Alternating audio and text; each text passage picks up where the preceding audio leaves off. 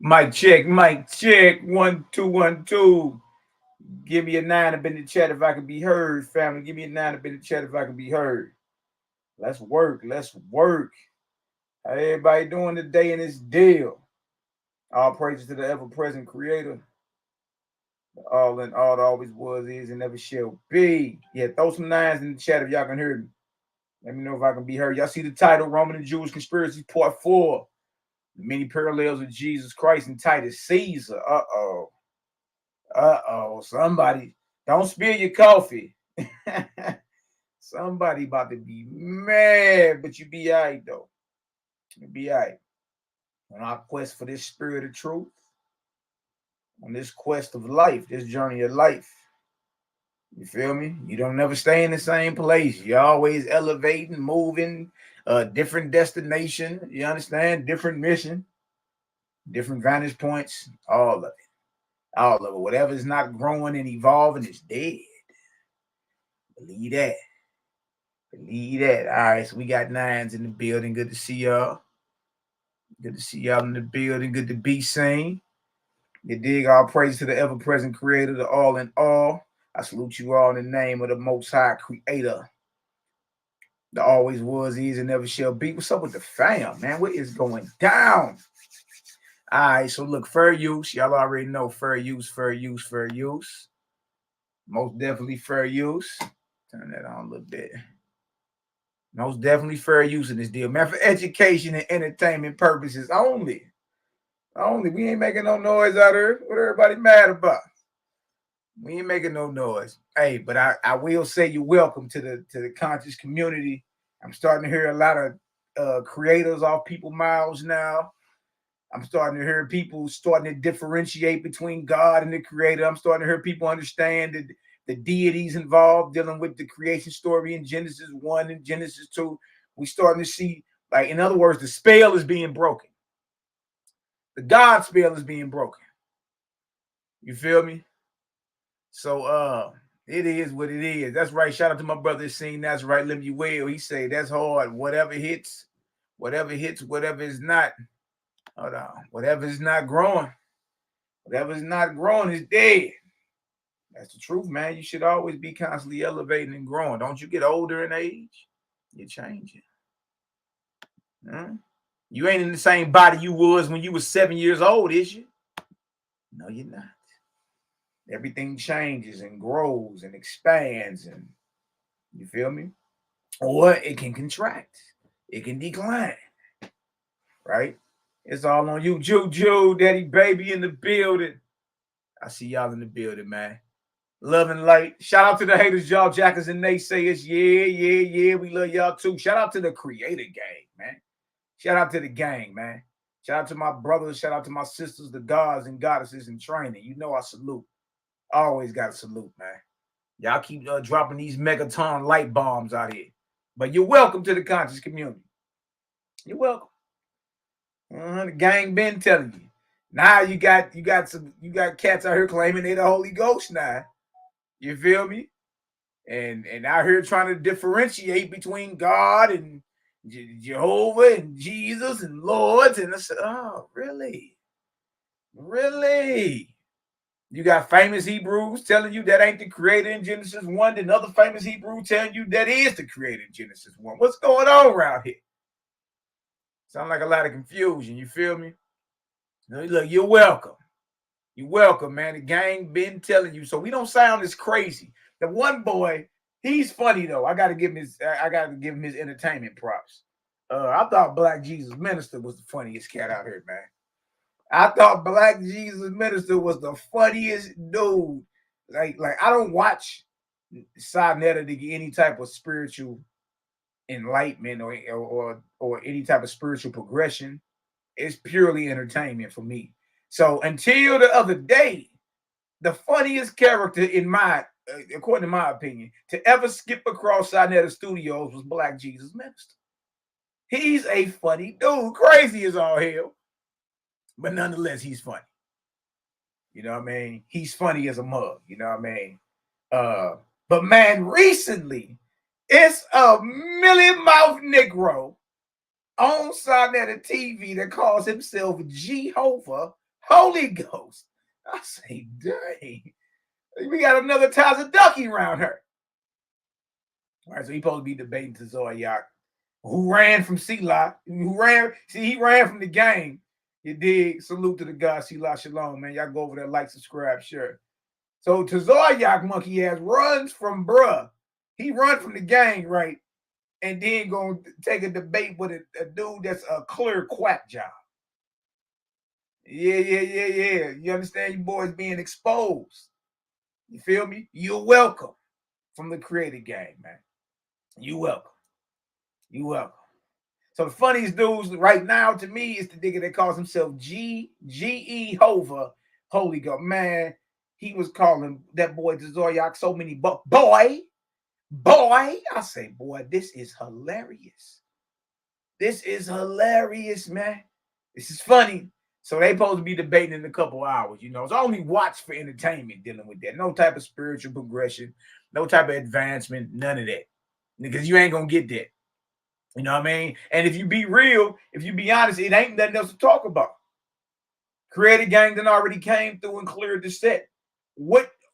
So if you ain't coming with a higher light than the gang, then whatever you come with after that gonna sound like Charlie Brown.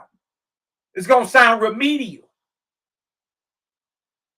Like we already came through and cleared the block and exposed the God as a deity.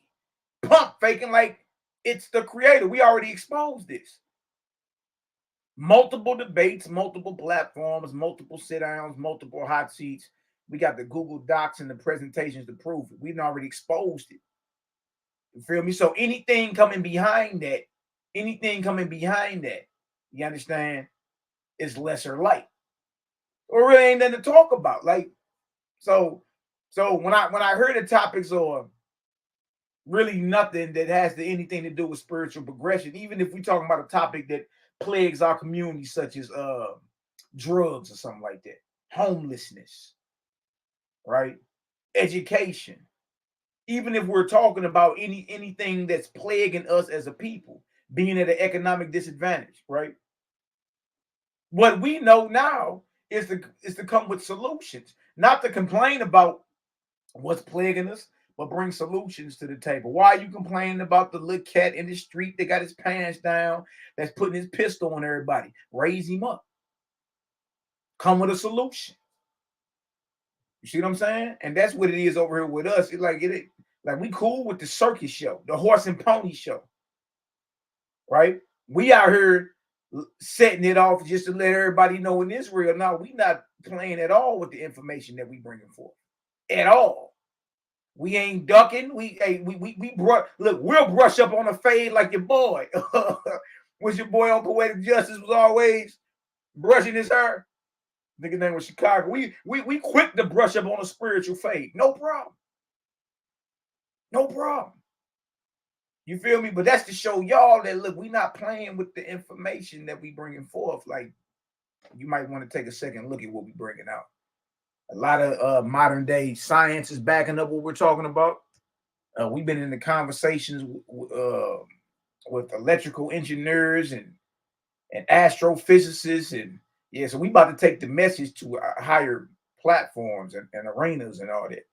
You know what I mean? We've been hollering at professors and all that about ether, cosmogony, vortexia, nebula. You know what I mean? What is gravitation? What is electromagnetism? What is electricity? With all of it. Like we really been putting and testing the information that we've been bringing out of WASP. We've been actually putting it to the test in real time. And we wait till y'all see some of the stuff we about to bring forth. Y'all gonna be like, wow. You feel me? So we always, the reason we in debate mode or battle mode, any of that, for one, we come out of that generation, you know, the hip hop battle rap generation. Two, is to show Israel we not playing. Y'all playing. We not playing. And as you see, your top scholars and self-proclaimed mores all got ragdolled. All of them. I mean, even down to the point to where they'll lie about a source they bring out. Then we spin the block, slow it down, open up the source that they claim had the information, and it don't even say it. As you got men in your community that's well respected, that's willing to go the extra step and lie just to seem as if they're right. Those men are not your teachers. Those men ain't been called to bring forth no type of light. You'll lie just to seem as if you're right. You ain't even got enough honor to be like, you know what, dang, I ain't never trip off that good looking. You can't even do that. You can't even do that. You out here looking like a whole biatch. Well kept together. Like you lotion in your wrist. I bet not catch none of you men doing this. Lotion in your wrists. But that's how Israel is looking. Israel's looking bad right now, dealing with their scholars and everybody that came up against the creator gang, man. It's got to be real with you. And if anybody qualified to speak about it, it's me. I'm almost a 20-year vet in Israel. I know the doctrines backwards and forwards. You understand? So I'm letting it be known, like, look, Israel is looking bad right now. You feel me? And y'all can try to hush this and be all quiet about it and, act as if this thing never happened. Your boy Zion Lex got destroyed by our brother, SHALOM. Ragdolled him. Easy work. Your boy Judah Natural got ragdolled by my brother Cosmon Kyle. Ragdoll. Wasn't even close. Ghana Stepper ran from my brother Durrell. We didn't even talk about everybody that ran from the game. Your boy is that I debated on the Source League. Boy, I put up 60 on that boy. He ain't put up nothing. He scored 0. Destroyed the boy. Ran through the whole league over there. They quiet. You ain't heard nothing from nobody. Everybody's quiet. The silence is deafening, man. It's deafening. Y'all can act all y'all want as if none of this ever happened. That's how Sanet and them acting. That's how all these debate leagues is acting. Y'all acting like the gang ain't pull up and expose your hindquarters. You act like we ain't pull up and handle your top scholars. We call Naphtali lying, talking about she had so I have a source. It's in this book. It's a map. The Canaanite gods. It's right here. It says 6,000 to 12,000 years. I got that book. We go right to the very page you reading for the people. We don't even say that. Your scholars and teachers that you respect, y'all, have been found wanting. They're lying to you. They're lying to you. You feel me? One thing we're going to do is keep it real first. So since y'all here right now, let me show y'all a few things, man. Yeah, they looking bad. And we ain't going to let up off that. We're going to keep reminding you, your favorite scholars either ducked or got dusted. Didn't stay on topic. Y'all seen that debate I had with that gravel mouth Negro is that he say this ain't even a debate no more. This is an intervention. So he forfeits the debate and makes it about me. The debate wasn't even about me. Wasn't on topic. That boy ain't show what benefit. Same with Zion Lex. That boy went to the Torah 3 times. 3 times. There you mean who won? You understand? And that shows you ain't willing to be real with yourself. You ain't ready for what's coming out over here, Jack. Like, we gonna keep it real first, even if it's too ugly for us to handle. Like, nah, you know what I mean? Set that off. Let everybody see that.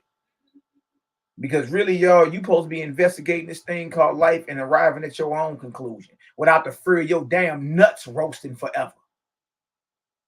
Because you got a different perception. You know right from wrong. You know what you're supposed to be doing. So what is this? What is this, the Boy Scouts?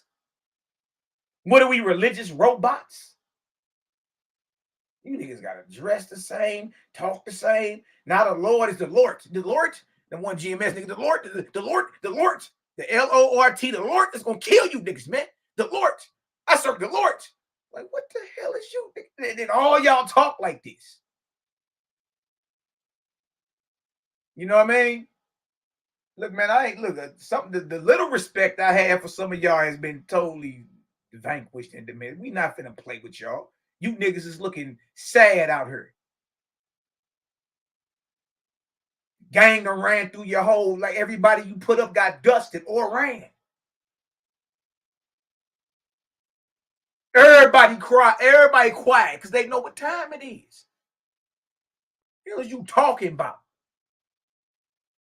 It ain't no debate. It ain't even nothing to talk about. After we come through and expose who you call God as being a deity, it ain't nothing else. What the hell else we talking about? Zeets?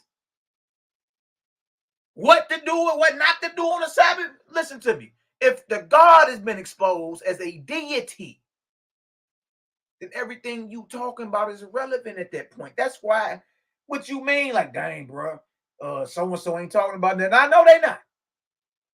Ain't nothing to talk about. You got to come with a higher light than the game. You know what I mean? And that ain't what we saw. And that ain't what we seeing. And you know that.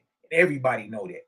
Now we can keep pump faking and acting like we playing around, you dig? Or we can get right to it and say, hey man, look, I know y'all seen that light bomb go off over there.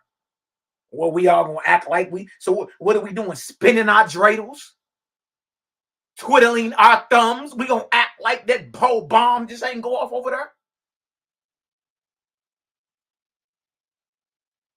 No, y'all part of a game we don't play. We not playing it.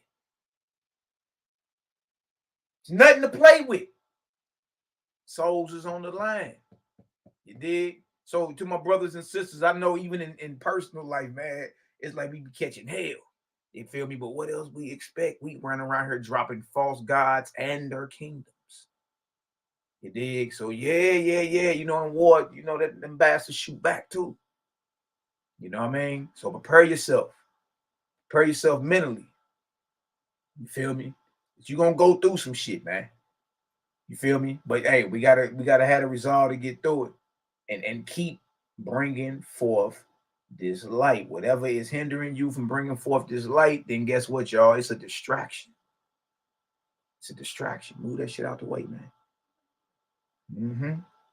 We here to deliver hell. Like you read no watch me. Some of them boys deliver hell. He send them suckers. He send them boys in their head for bah! Break that sucker up. They gotta come up with different strategies to untie knots and come out with water rods, fire rods, kick these niggas in there. Get y'all ass in that fire ship and come on. Told y'all niggas y'all was over here worming on y'all belly to a deity. You see? You're gonna get this light now or later. That's what we trying to tell you. You better off getting down now. You feel me? Oh, wait, so let me show y'all some of this, just in case anybody think we niggas atheists, you know, we ain't none of that. Mythicists, no, we ain't none of that. You understand? We believe in, let me help y'all out. We the only ones talking about the creator. Ain't nobody else talking about the creator out here. Who you talking about? Nobody talking about the creator at all. They talking about a God. They talking about a Lord. See, it's so liberating to have clarity, man. It's so liberating. You know what I mean? Come from up under that bondage, Israel. Get back to your creator. You understand? It's so liberating. So liberating. So what we be running through over here, what we be going to, diving into, is this right here. It's called the Book of Sky, Earth, Spirit of OISP. Excellent read, I might add. And if your monkey ass ain't never read it, you ain't got nothing to say about it. Keep your mouth closed. You ain't ready. All right? So let's scroll through here and let's give y'all, just for anybody that's listening for the first time, so you can understand where the creative gang is coming from. All right, OISP knows what it says. It says practical. So this is something that you can practically apply in your everyday life. You can practically apply this. See, so that's good. Practical guidebook to the spiritual life. So you can practically apply this now while you're living and start preparing for your spiritual journey or your spiritual life. You see, you ain't got to wait to die to get spiritual or to know what's going on or to know the system and order of things. Right? You could practically apply the principles now while you're living to further advance you when you cross over. You won't cross over looking like an idiot. All right. Standard edition in modern American language. That's what I'm on here speaking, right? Now look at this. Look at this. This is marvelous right here. You have a corporeal, meaning you have a body, a physical body, a body composed of atoms, matter, physical. So you have a corporeal body and a spiritual body. Most of y'all believe that, right? Most of us, no matter what we claim we doing, most of us believe that we have a physical body and a spiritual body, correct? Most of us believe that. Look at it. Hear me and I will open your understanding. I come to free not only the physical man, the corporeal man, but the spiritual man. See, so now you got to pause right there, because we all have been affected some way, shape, form, or fashion when it comes down to physical slavery. You feel me? Shadow slavery. Everyone is affected by that. All right. I come to free not only the physical man, but also the spiritual man. So what is it? So what system is there in place that binds your spirit? What system is that? Because there is and was a system in place, to bind your physical body or your physical man. What systems are there to bind your spirit, to enslave you spiritually speaking? Could it be religion? Look at it. So this is all about liberation. Anybody that has any type of history concerning slavery should not be mad at nothing we've read so far, because this is about your redemption, your liberation. Whether we talk about physical bondage or spiritual bondage, nobody that has ever identified in any way, shape, form, or fashion with slavery should be mad at all about anything we've read so far. Because this is about liberation, freedom. Yet with your freedom, you also attain the responsibility. So that sooner or later, so that now or later, your fidelity to your creator and to your fellow man in righteousness, love, and good works shall become the most sacred study of your life. What are you talking about? Huh? We ain't read nothing about no dried up snot, no chicken bones. Cutting a chicken's neck, chopping off goat heads, burning on the altar as a sweet smelling savor. We ain't read none of that. It said the most sacred study of your life is your fidelity to your creator and to your fellow man in righteousness, love, and good works. That's the most sacred study of your life. Look at this. It is. Your God does not come in this era as a dictator. That's liberating. But as your elder brother with ample experience, nor do I command, saying you shall believe because I, your God, have said it or revealed it in this book. Bag drop, boy. What you talking about? You ain't commanded to just believe it just because YHWH'S says it. We ain't coming like that. But the way y'all acting shows that you understand that there's some type of spiritual bondage going on with yourselves. Because we ain't even telling you to believe it just because it's written. Because your God is not a dictator. You make the decision. You go through the experience. You call it and make it right from wrong. Because you already know right from wrong, don't you? You don't got to lick your fingers and guess which way the wind blow to figure out if you're doing right or wrong. Look at this. Nevertheless, through our speed, light of Jehovah, the Creator is revealed to man. And man is to what? Judge himself. Before you spill your coffee and get to studying like an Uzi, the Bible tells you the same thing. If we would judge ourselves, we wouldn't be judged. Bible tells you the same thing. Save yourself. Deliver yourself. Work out your own salvation. So when you hear it over this way, now it's like your heart start palpitating. Heart palpitations and all type of man. Calm down, man. You ain't heard nothing evil yet. And man is to judge himself and labor, work to save himself, so that by this he may have honor and glory. Nothing wrong with you having honor and glory is just not to be worshipped. Only the Creator's praise and worship, man. But nothing wrong with man having honor and glory, you feel me, dealing with his accomplishments and all that. We start young with the short letters. You know what I mean? Their graduation ceremonies, you know, things they do that very good and they're being recognized for it. Yeah, nothing wrong with that, man. Nothing wrong with you having honor and glory. Just never get in a position where you're being worshipped. All right, look at this. For the will of the Creator is not for man to be forever led. Y'all hear that? The Creator's will is not for you to be in sippy cup mode your whole life, boy. Riding on training wheels. Holding your hand as you cross the street. But for man to ultimately have the light of practicing good works organically from a short legger on up. Y'all see that? Liberation, responsibility, freedom. Creator's will ain't for you to be a baby your whole life. No, stand up, mature, advance. Right? And then you help others. OWASP is a primary. Look at that. It's a primary source. So when we be having these debates and we be bringing OWASP out, y'all realize this. We the only ones at the debate with a primary source. You see that? That's how I know Christina Nick wasn't even watching my debate. She called herself judge. She talking about some sources, brother. I'm the only one here with a primary. Again, that boy ain't pull out NAM source to prove NAM benefit. OWASP is a primary. And then what is it for? It's for the spiritual and practical enlightenment and development of individuals, groups, and humanity for their glory and happiness and for the glory of the whole.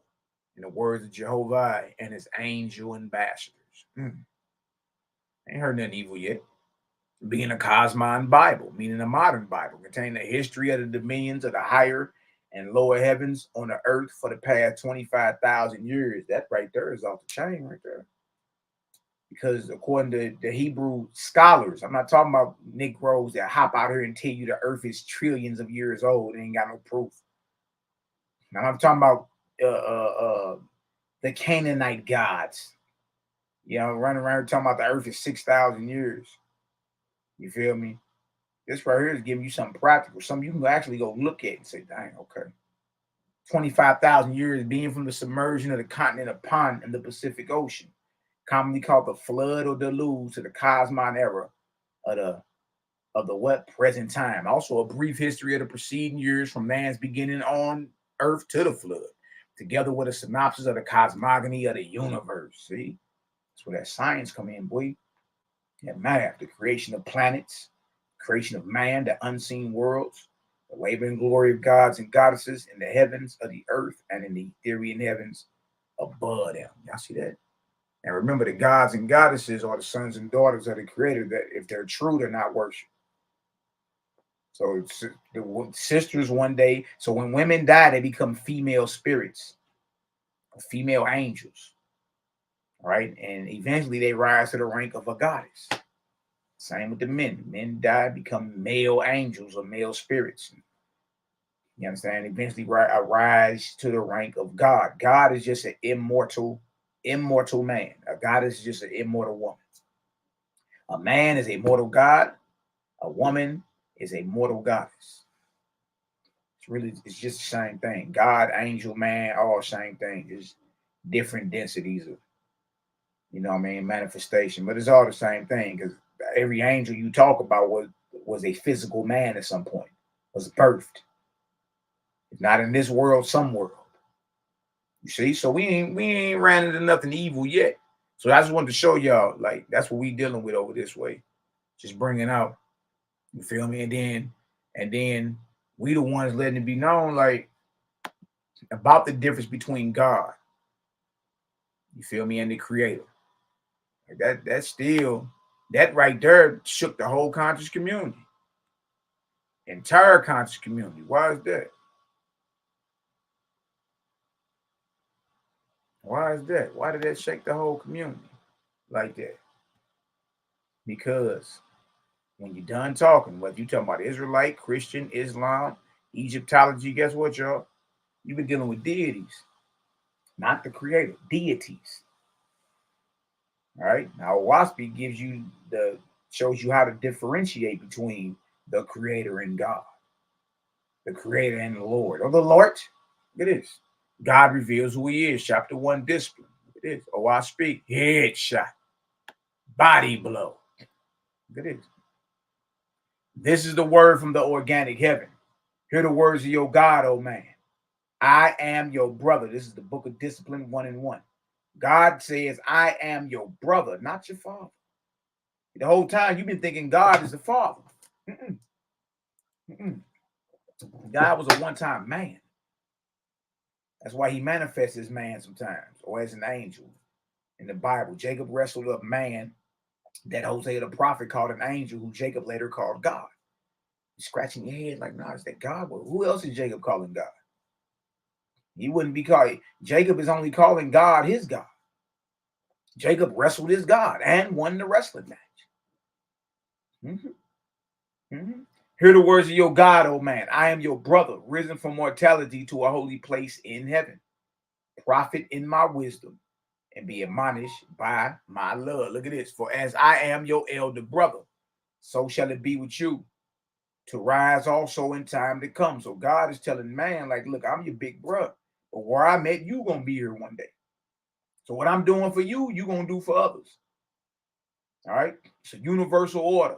For as I am your elder brother, so shall it be with you, to rise also in time to come, and look back to mortals and call them to the exalted heavens of who? The Almighty, to Jehovah, all adoration and glory forever. Amen. So right here, you got God praising who? Himself? Nah, praising the creator. There's a difference between the creator, Yahweh, Jehovah, Jehovah, however you want to, I don't even get the pronunciation. Just understand there's a difference between the creator of all creation, the creator of every God, Lord, angel, and man, and a God. We got here in the WAH'S, we just cleared it up for you. God reveals who he is. And God just gave praise to who? The creator. If y'all understand that, give me a 1 up in the chat. Y'all understand that God just gave praise to the creator?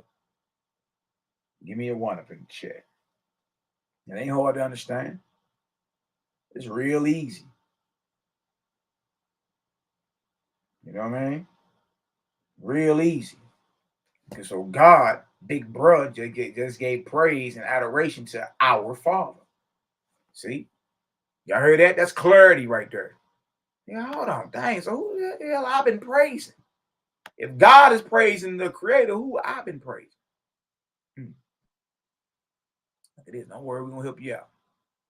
All right? Look at this.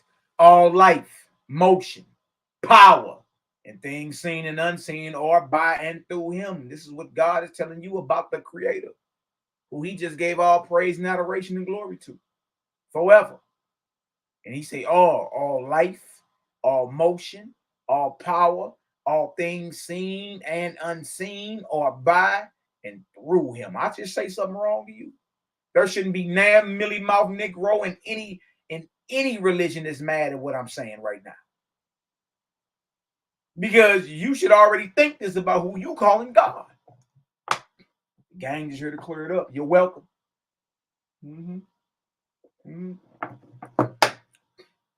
My brothers and sisters been telling y'all this for years.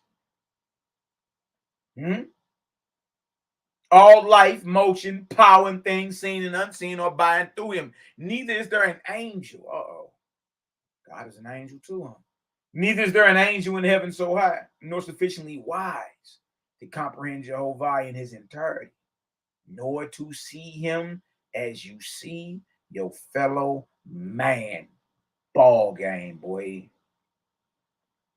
Because you got God being seen by men all throughout the Bible.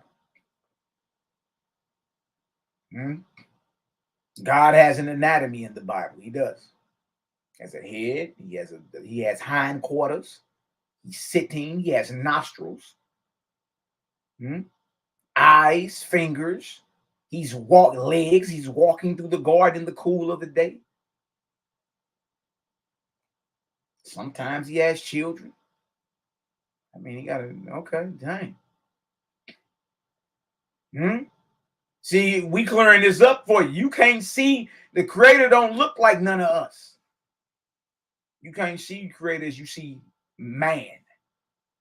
So whatever image it is that you got, whether it's a statue or whether you got a certain image in your mind about what the creator looked like, or if you're reading a spiritual text and it's telling you what the creator looked like, and the image is that of a man, that's a deity. I love to be the bearer of bad news. You read Enoch, that's one of the deepest books you can read, biblically speaking. You're still dealing with a deity, though. You can't see the creator as you see your fellow man. So whoever you bowing to and worshiping that's sitting on the throne is a false god.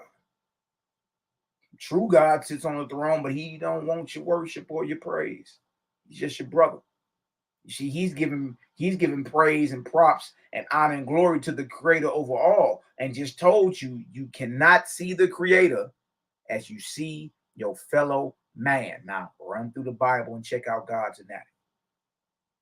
There's a book called God's Anatomy written by a British theologian, actually, a female, PhD. Yeah, and she's holding no punches about it.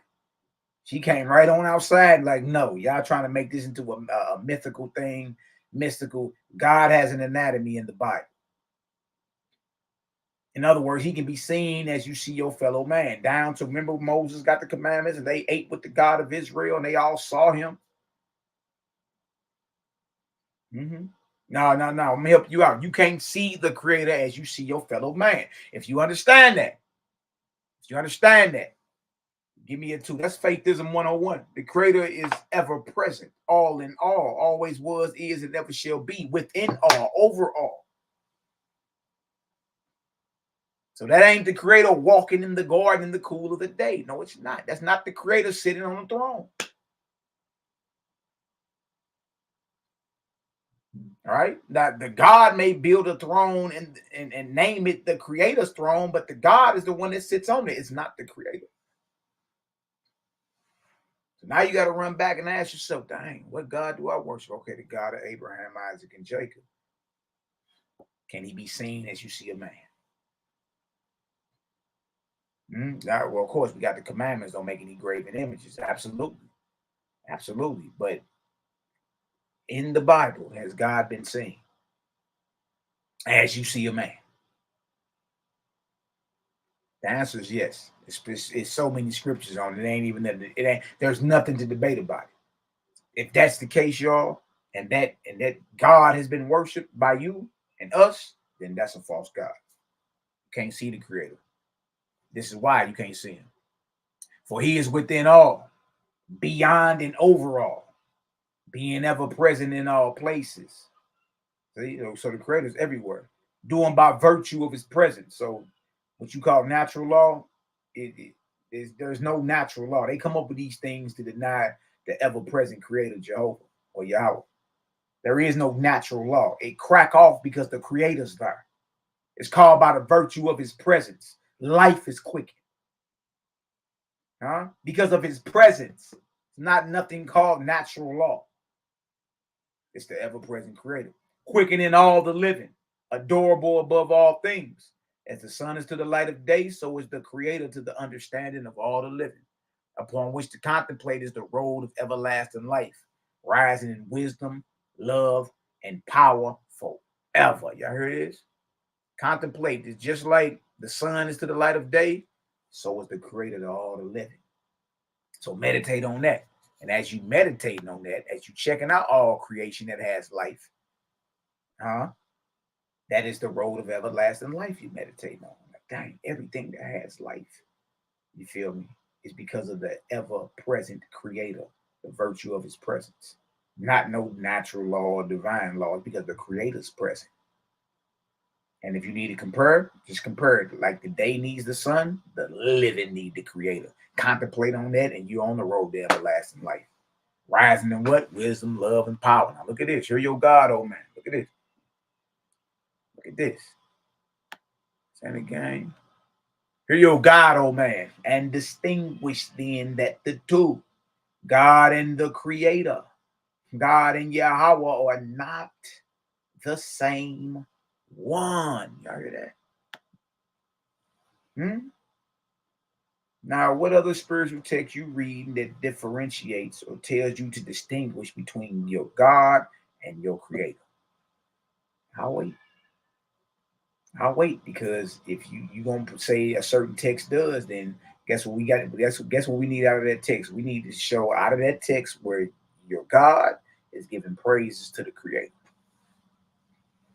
Your God, your big brother, is giving praises to our Father, the creator.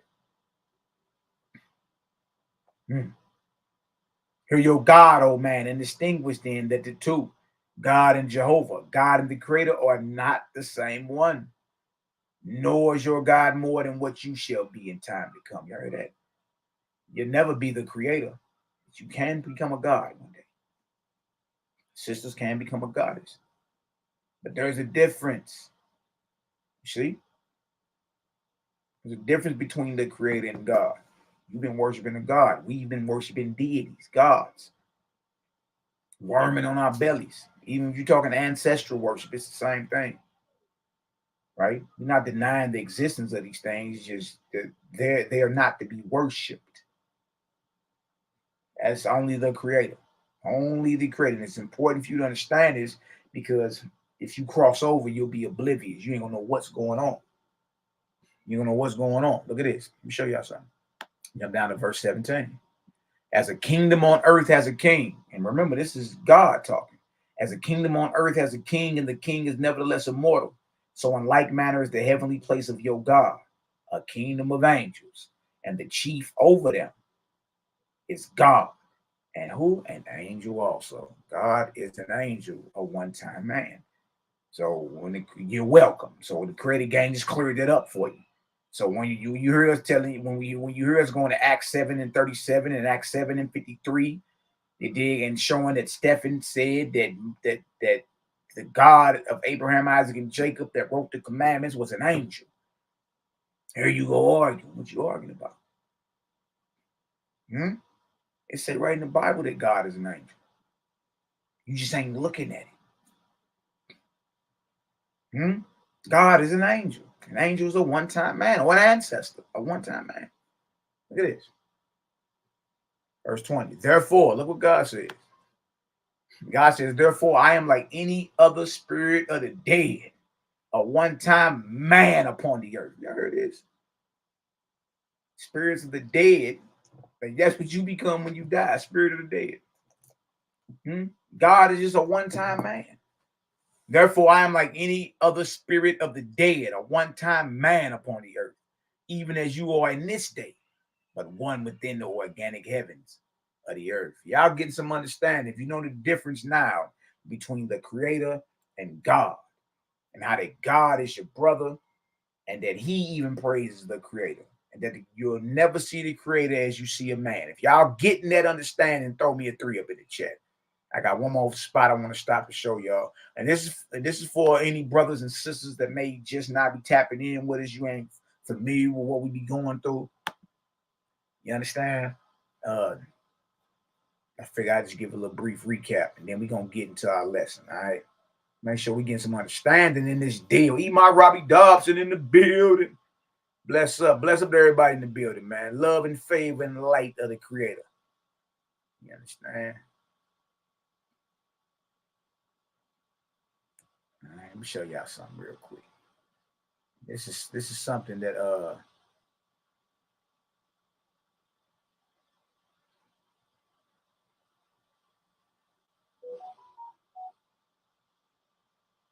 look at this. Show you how a waspy get out. Boy, show you how ice cold as a waspy is. Wild, man. All right, again, remember, you gotta know the character of your creator. You don't want to be warming on your belly to a deity, boy. You don't want to be doing that. You're a slave out here, man. That ain't what you're looking for, all right? So we in the book of judgment, OSP, sky, earth, spirit, body blow, headshot. Chapter 20, book of judgment, chapter 20. We're going to start at verse 13. All right, now look at this. This is why this is important. Because remember, God is who you niggas supposed to go see when you die. We all supposed to go see God. We need to be taking this serious, y'all. And then this is the man or this is who the deity, the God, this is who you're supposed to go see when you die and cross over. Right? Don't you find it ironic that none of the spiritual text has a detailed description of what's really going on? It's all vague for the most part. You really don't know what you're going to be doing. Look at this. Nevertheless, if you worship a God or Lord, then let such be a role model to you to cast your eyes into your own soul. So if that's okay, so some people worship Jesus, right? He said, then let such be a role model to you. Let Jesus be your role model to cast your eyes into your own soul. Or whatever ideal or whatever you worshiping, it's still supposed to be something to where you can self-reflect inwardly. Like if some people need role models, those in darkness need saviors and all that, right? So if you worship a God or Lord, then let such be a role model to you to cast your eyes into your own soul, to purify yourself in the sight of your creator, whom you cannot doubt. So some people just so stuck on Jeebus that they need Jeebus, but YHWH's is saying, well, Jeebus better be a role model for you so you can still do the self-work. Right? You was never supposed to be running around here talking about some of the blood of Jesus, the blood of Jesus. All right, so if you need Jesus' testimony, then it should be a role model to your own soul so you can do your self-work to purify yourself in the sight of your creator. You cannot doubt. Look at this. In that respect, it is no sin for you to worship any good ideal whom you shall emulate in your behavior. So if that's the case, it ain't no sin, right? But watch this. Look at this. Yet because of such worship, because you worship a Lord or a God, look at this. This you shall also prove, that whoever of the ancients was great, or whatever God was well known, that you set your soul on to love. Jeebus. Muhammad, Buddha. Or whatever God was well known, that you set your soul on to love. Behold, familiar spirits will come to you to deceive you, professing to be that ancient or that God. You see that? There's a flip side to that coin. You worshiping the Lord, you worshiping the God. Well, let it be a role model to cast into your own soul so you can start some self-work yourself and purify yourself and raise up. Right? You got to emulate their behavior. But remember, because you worship a Lord or a God, understand, familiar spirits will come to you to deceive you. Professing to be that ancient or that God. And if you believe them, look at this. See, this is all practical. And if you believe them, then this too you shall prove. You are dead, and your soul risen from the dead. Behold, some deceiving spirit will come to you to use you. Nor shall you discover for a long season that you have been the dupe and slave of an unscrupulous master. Hey, man, these false deities playing us like puppets. Yeah. If you don't know what's going on, you're going to be easily deceived. All you know is Jeebus. All you know is Muhammad.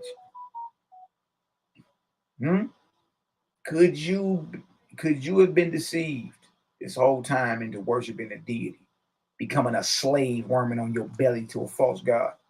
Is it possible? I mean, after all, the whole world has been deceived, right? Except Israel. Nah, man. It said you ain't gonna find out for a long season. This God that you've been so religiously devoted to in your life is a false one. Some deceiving spirit will come to you to use you, right? And that's why we gotta spread this light, regardless if people understand it or not. At least they aware about it. At least they aware when I die, I need to be looking out for the jack boys. I need to watch out for these deceiving, scandalous spirits. Just like when you go out in the streets. Look at this. This is why, y'all, for this day, for this day in the lower heavens, there are millions of false Brahmas, millions of false Buddhas, millions of false Christs. You think it's just one? And millions of false Gabriel gods. So if y'all know about the Project Bluebeam, you know about them The government trying to fake the return of Jeebus, you know what I mean, in the clouds, using blue beams and all that. But how ironic, in 1881, it was written down in the lower heavens, there's millions of false Christs. Millions of them. Look at this.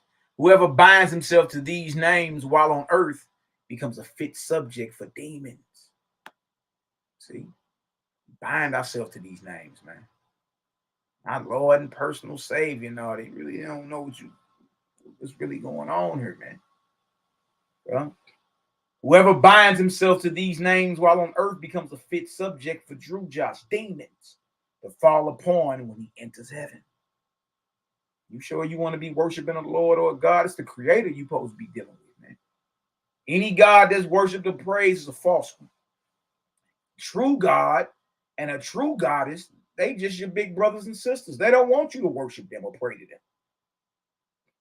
them. They just want you to rise up so they can continue to rise up. That's it. That's it. See, we exposing the false gods and dropping their kingdoms and setting free their religious devotees. We are breaking the God spell, literally. All praises to the ever-present creator, the all in all, the always was, is, and ever shall be. And this is letting you know right here that if you bind yourself to these names, Allah, Christ, you know what I mean, Buddha, Brahma, you're going to be a fit subject for demons to fall upon you when you enter the heavens. Look at this. Do not think that great wisdom comes suddenly by dying. In your early entrance into the S world, the spirit world, you shall be easily deceived. You're welcome. That's why you need to know. Remember, this is a practical guidebook to the spirit life or to the spirit world. You need to know what's going on. That way you don't be deceived. That way you don't be a slave to a false god for a long season. Look at this. For which reason? Look at this. For which reason you shall school yourself every day of your life. Yeah, I run this through my head every day.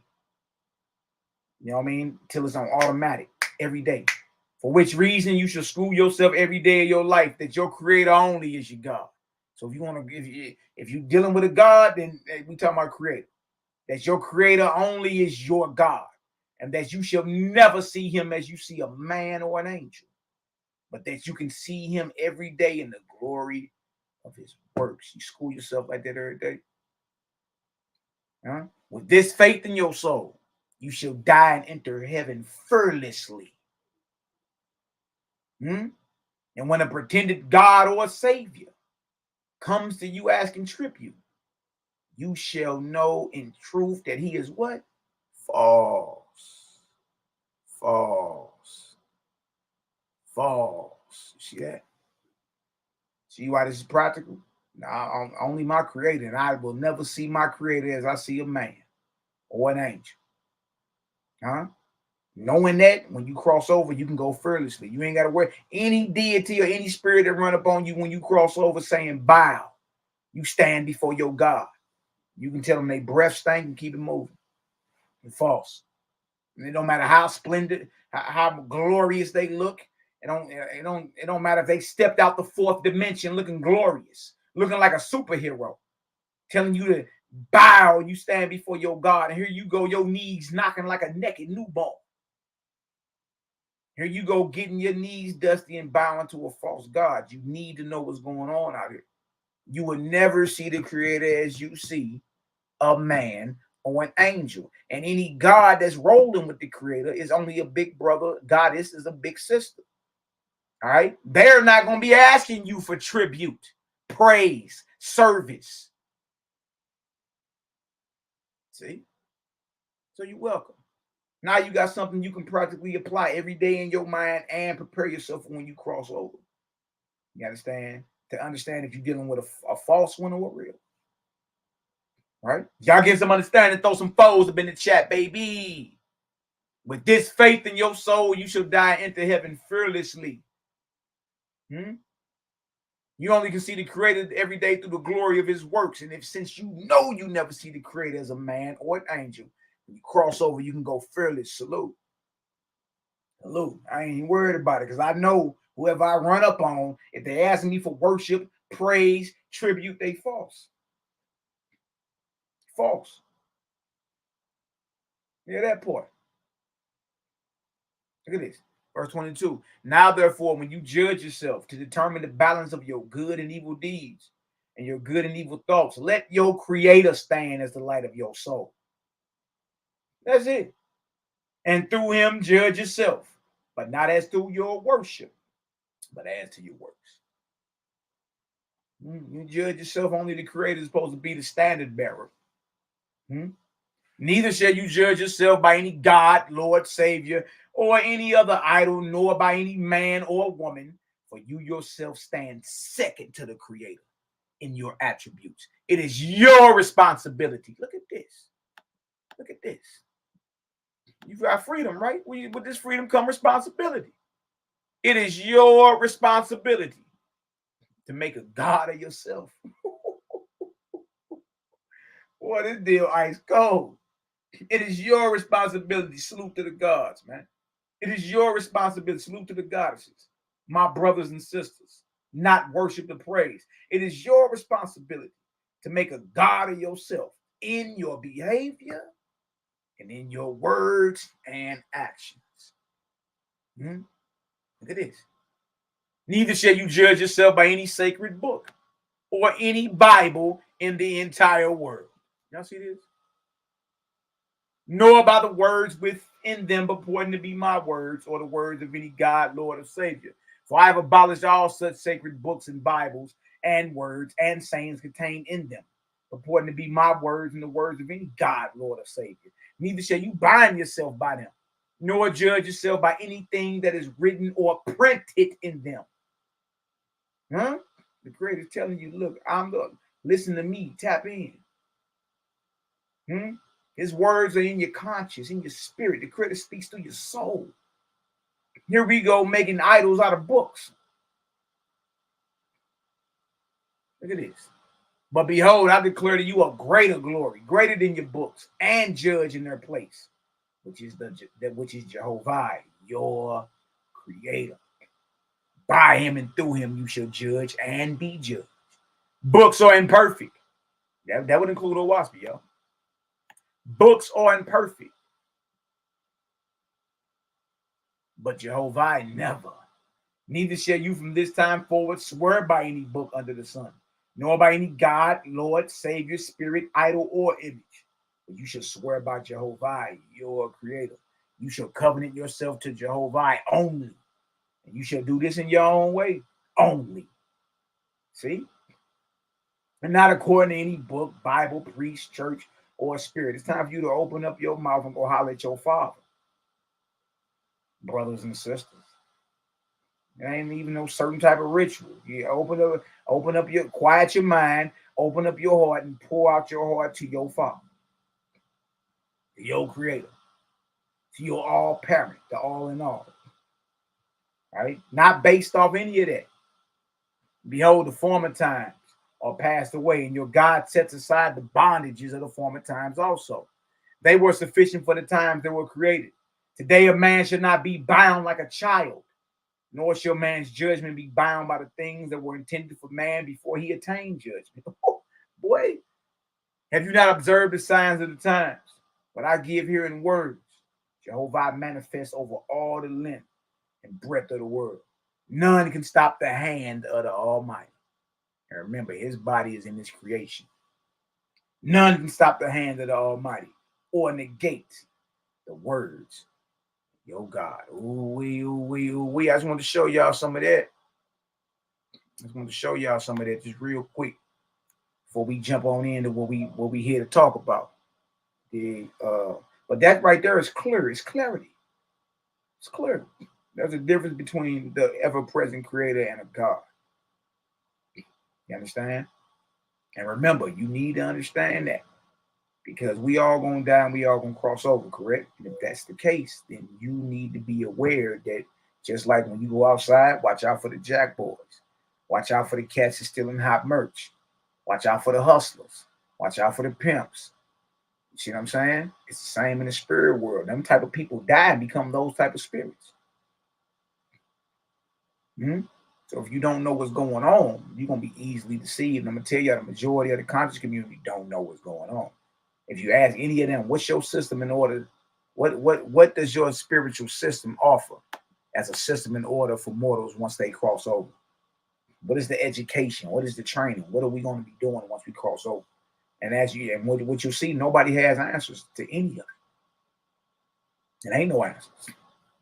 It ain't no answers. Let's get into this right here. I want to share this with y'all real quick. This is y'all remember the title we got up here. All right. This is about the many parallels of Jesus Christ and Titus Ceasar. All right. I'll see what this is. This is part 4. Really, this is part 5 because the Flavian signature was part 1. But based off the title, Roman and Jewish Conspiracies, part 4, the many parallels of Jesus Christ and Titus. But I just wanted to clear that up first so y'all can understand where we coming from. We the only ones talking about the Creator. Ain't nobody else. Everybody else talking about a deity. Shout out to my brother, Essene Nazarite Lemuel. He said, I thank the Creator Gang for their light. You guys are awesome. All praises to the ever-present Creator. You understand? We here to just clear it up, clear up some things, a little taste. There ain't no reason for nobody to be mad at what we talking about. You should be like, dang, that makes sense. All right, so let me go ahead and mute this up real quick. Watch this video. This is about your boy Titus and Vespasian. All right, then we're going to do some parallels and use Josephus and the New Testament and see what we can find. All right, let's work. Titus Flavius Vespasianus was born on November 17th, 9 AD in Italy. His son has the exact same name as him. He has another son named Domitian. Both of his sons were the Emperor of Rome following his death. He died in the year... Did y'all hear that? Titus and his father Vespasian got the same exact name. That put a different hit or a different spin on I'm coming in my father's name. Titus and Vespasian, his father, had the exact same name. Trip off that. That's something to trip off of. 79 AD, he was high priest of Rome, also known as Pontifex Maximus, which is now the Pope. He founded the Flavian dynasty.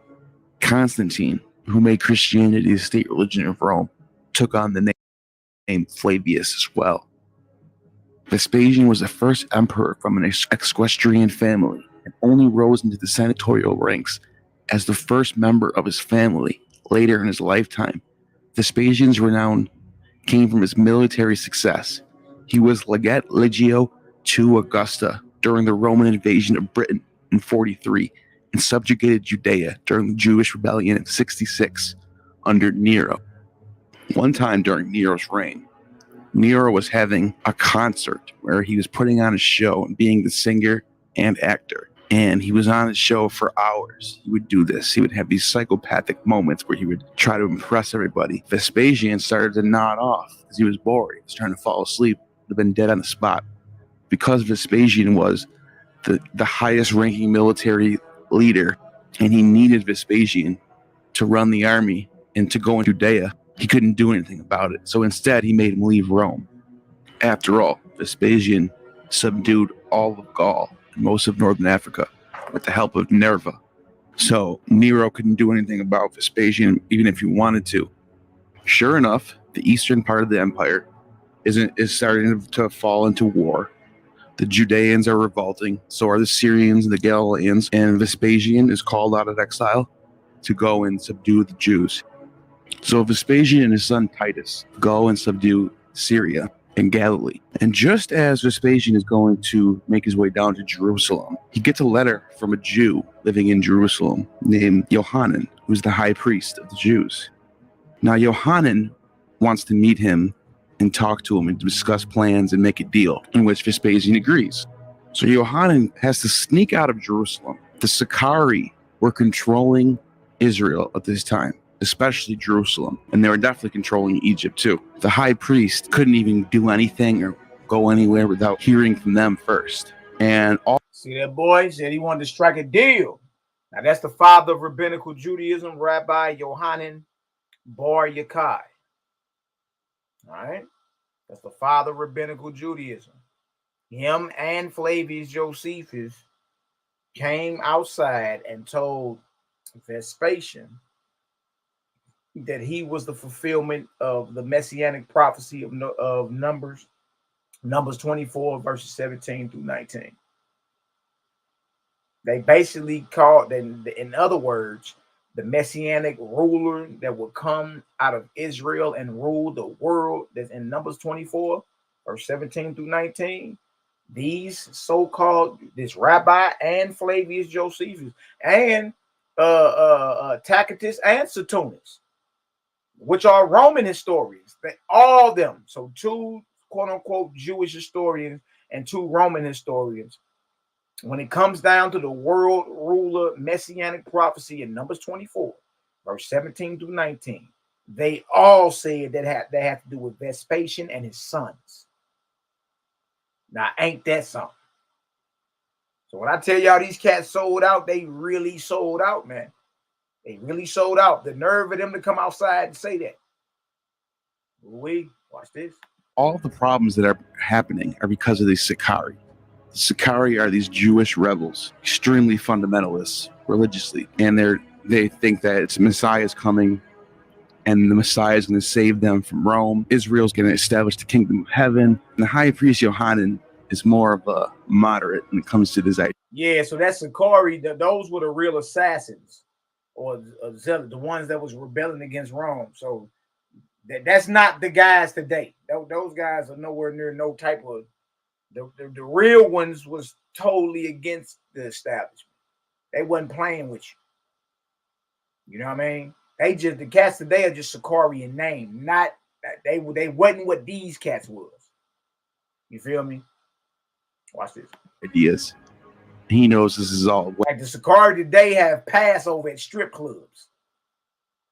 Yeah, but they weren't strippers, they were bottle dancers, whatever. The Sicarii today do that. These cats was beyond zealous. They was warned to keep naked statues up out of their homeland. They were warned to keep their sense of morale and morality and righteousness. So no, don't mistake who you heard today in Sicarii for what these cats was on. You know what I mean? These cats was on a whole nother level of dedication. All right, watch this. YAH'KI. And he knows that all these problems that are stemming from these Sicarii could be squashed if he makes a deal with Vespasian. Nero has already been assassinated. Galba has already taken over. He's been assassinated. Otho also. See, look at them. They looking to strike a deal. Let's make a deal. Them boys work, man. Look, a lot of our people, if we claim in Israel, a lot of our people were sellouts, man. They wasn't solid.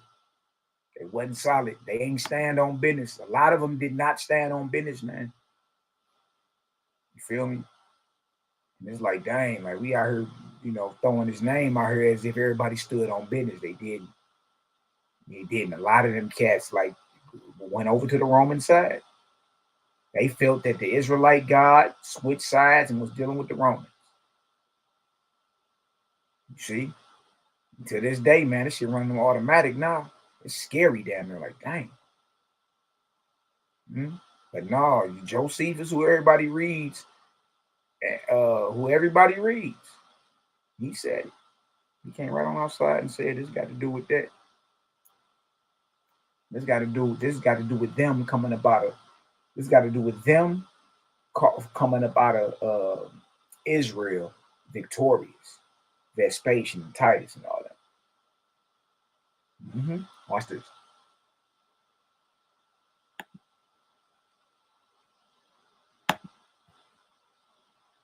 Has been assassinated. 3 emperors are now down, and we have a 4th emperor now, Vitellius, who is emperor of Rome, and that makes Vespasian the next in line to be emperor.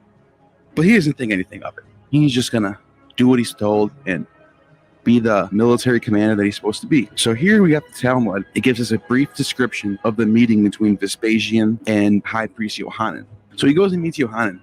He's got his son there, and Yohanan has to sneak out of Israel. He has to pretend he's a dead body. So in the 3rd order, Nashim, in the 6th tractate called Gizon, there's an interesting verse from Rabbi Yohanan where he talks about Nero and says that he shot an arrow in every direction, north, south, east, west, And every time the arrow landed, it pointed towards Jerusalem. And they were basically saying this was some sort of prophecy of the fall of Jerusalem. Fast forward a little bit, Nero's dead.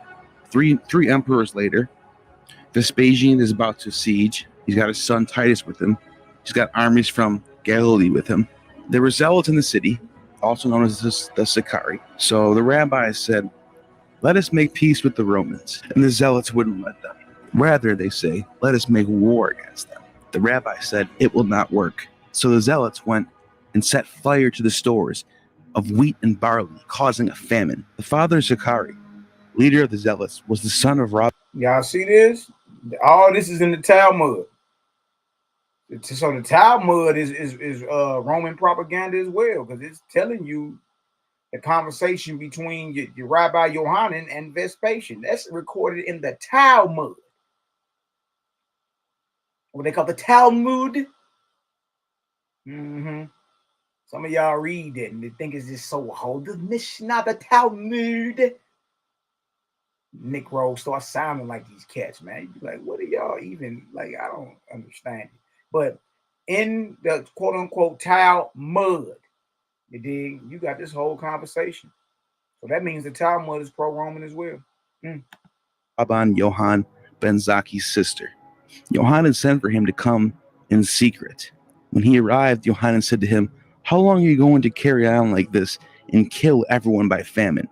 Father Zachari replied, what can I do? If I say anything, my followers will kill me. Yohanan said, if only I can get out of Jerusalem, I might be able to have something, to save something. Father Zachari said, put about a rumor that you are sick, and let people come and inquire about you. Then fetch some decaying material, spread it over you, have it say that you have died. Let your disciples carry you, but no one else, since they might notice that a living body is lighter than a corpse. He did so. Rabbi Eliezer bore him on one side and Rabbi Joshua on the other. When they arrived at the gate, the zealots on guard wanted to pierce the buyer with a sword. The disciples objected. The Romans will say they pierced their master. The zealots then wanted to jostle the buyer. The disciples objected. The Romans will say they jostled the master. They opened the gate. The plan worked. When Rabbi Yohanan arrived in Vespasian's presence, he said, hail, O king, hail, O king. Vespasian said, you are deserving of death on 2 counts. First, I am not the king, and you have addressed me as king. Second, if I were the king, why did you not come and pay your respects earlier? The typical Roman emperor psychopath. So Yohanan says, you say that you are not king, but you certainly are king. For if you were not king, Jerusalem could fall into your hands, as it is written. The Lebanon shall fall by a mighty one, Isaiah 10:34. A mighty one implies a king, as it is written. His mighty one shall be of his own, Jeremiah 31. Lebanon refers to the temple, as it is written. The good mountain and the Lebanon, Deuteronomy 3:25. As to your asking if you were king, why did I not come and pay my respects earlier? That is because the zealots among us would not let me come until now. So Vespasian is kind of sitting there thinking deeply of how to respond to this. He's the wise. He wants to, he's trying to show these Jews. He knows these Jews are wise. He's read the scripture. He has the Greek Septuagint. He actually is very fond of them, by the way. Based on other historians' accounts, Vespasian is in love with the Jewish lore. So he says, if you had a barrel of honey and a snake was after it, would you not smash the barrel and get rid of the snake? Rabbi Yohanan fell silent. Rabbi Yosef, or perhaps Rabbi Akiva, commented, who turns sages back and make nonsense of their knowledge? Isaiah 44. He should have said, we fetch tongs, seize the snake and kill it, and leave the barrel unharmed. Meanwhile, at this very moment, this is where shit gets crazy.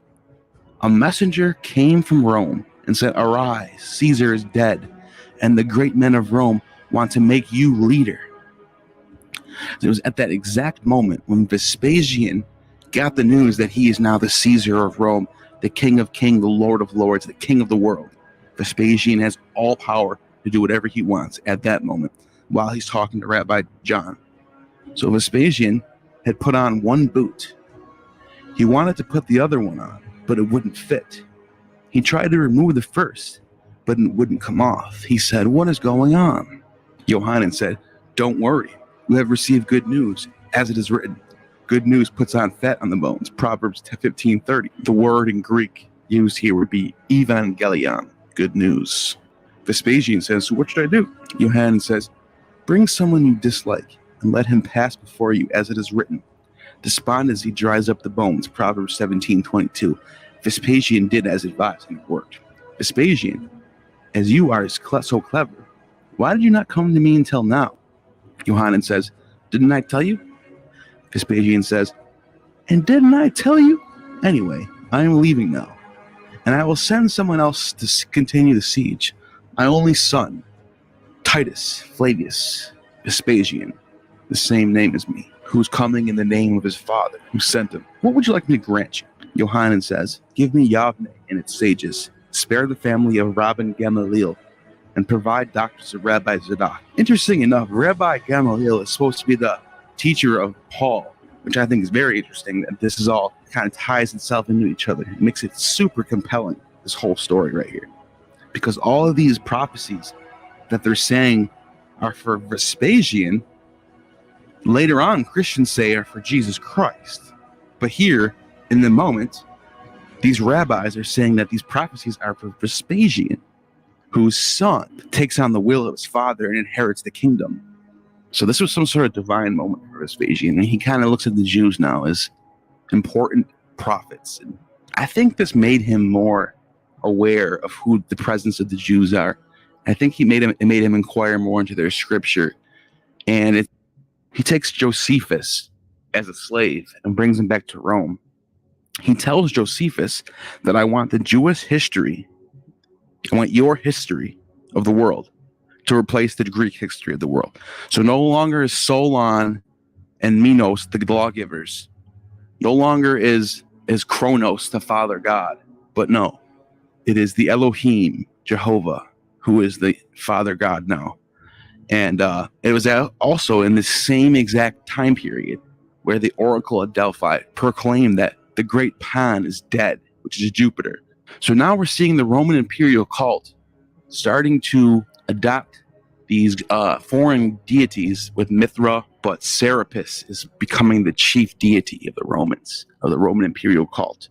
Serapis and Isis. Serapis is Osiris and Apis, the bull, combined into one god. He's an amalgamation of many gods. He actually was invented under successors of Alexander the Great, who identified him as Father Liber or Pater Liber. And Alexander the Great was actually, his tomb was actually in the house of Serapis in Egypt.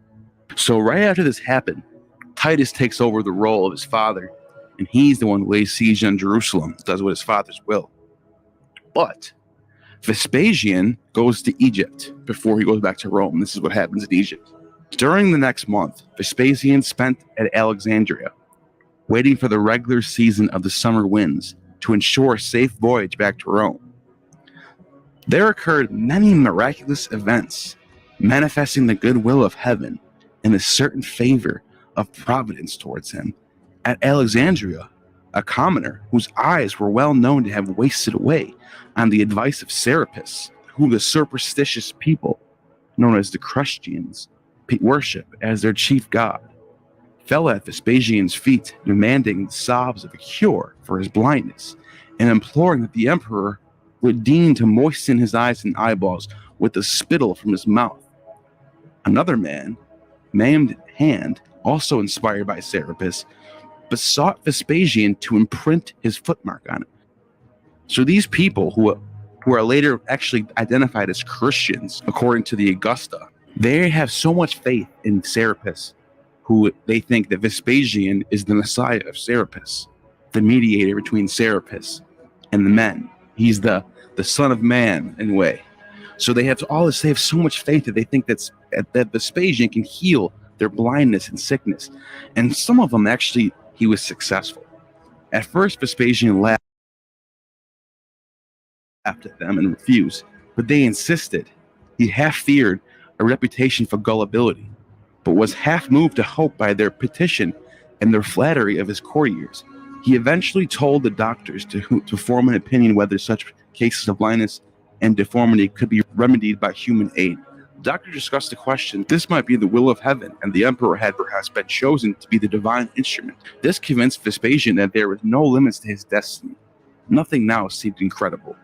To the great excitement of the bystanders, he stepped forward with a smile on his face and did as the men desired him.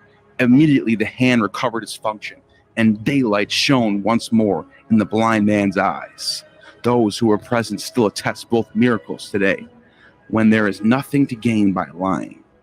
This occurrence deepened Vespasian's desire to visit the holy place and consult Serapis about the fortunes of the empire. He gave orders that no one else to be allowed in the temple, and went in. While absorbed in the devotions, he saw behind him an Egyptian noble named Basilides, who he knew to be lying ill several days' journey from Alexandria. He inquired of the priest whether Basilides had entered the temple that day.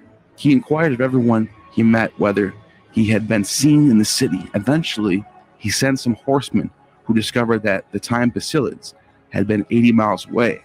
Vespasian therefore took what he had seen for a divine apparition, and from the name Basilides deduced the tenor of the oracle's response. The origins of the god Serapis have not been conveyed in any authorities. The priests of Egypt give the following account of King Ptolemy, first of the Macedonians under Alexander the Great. So there you have it. Vespasian, who is told by the Jews that he's the coming Messiah. He's going to save Jerusalem from the evil, wicked Sicarii. It's sort of an inverse of the New Testament, because in the New Testament, it's the zealots who are against the Pharisees, and they sort of, in a weird way, welcome the Romans to take down the temple. So there's definitely some connections here, and it's something I'm going to further investigate. Titus Caesar ends up fulfilling all that is prophesied about the fall of the temple. His brother also is emperor for a few years after that, and then later on, Constantine takes on the Flavian name, and he's the one who establishes Christianity as the state religion.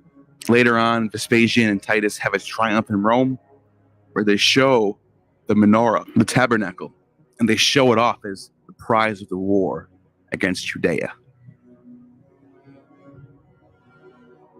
Right around the late 1st century and early 2nd century, people start talking about the Christians. We got Tacitus, who has his account of the fire burning in Rome.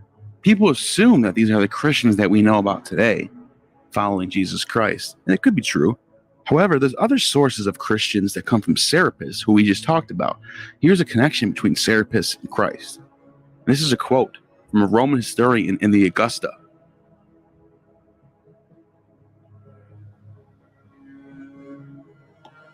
He says that Servanius, under the emperor... Y'all trip off this right here. Augustan history. Just because you see there were Christians before what you know as the modern Christian era, or even during that time, don't necessarily mean they were followers of Jesus Christ. Look at this.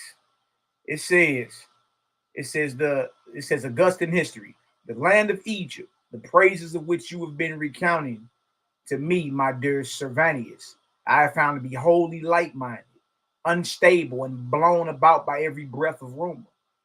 There are those who worship Serapis, which is a god that was made up by the Greeks, a mixture of Apis, the bull, and Osiris, right? And it's based off the Greek Septuagint. That shit crazy, man. The Greek version of the Old Testament. That's a god that was made up, right? There are those who worship Serapis are in fact Christians, and those who call themselves bishops of Christ are in fact devotees of who? Serapis. There is no chief of the Jewish synagogue, no Samaritan, no Christian presbyter who was not an astrologer, a soothsayer, or an anointer. Even the patriarch himself, when he comes to Egypt, is forced by some to worship Serapis, by others to worship Christ. Boy. For Hadrian. The land of Egypt, the praises of which you have been recounting to me, my dear Servanius, I have found to be wholly light-minded, unstable, and blown about by every breath of rumor. There are those who worship Serapis are in fact Christians, and those who call themselves bishops of Christ are in fact devotees of Serapis.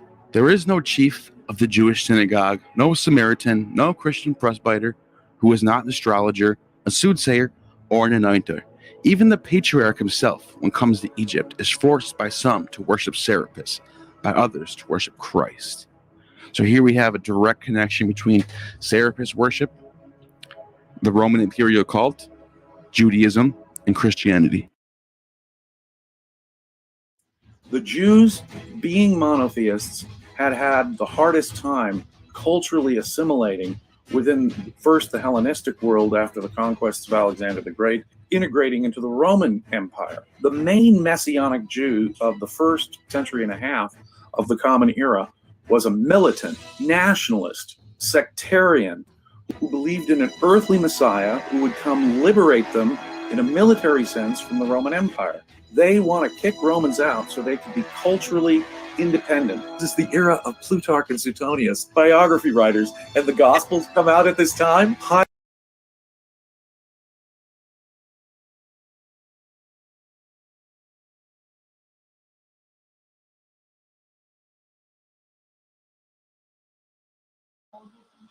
Oh, yeah. That deal go hard, boy.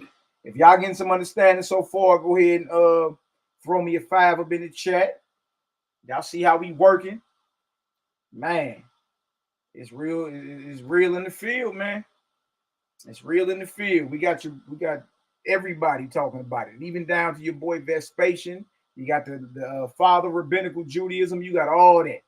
They all like, nah, man, they got to do with Rome. When Rome came through and conquered Jerusalem and went, and in essence, rising from the east, going to the west, conquering Rome under the Flavians.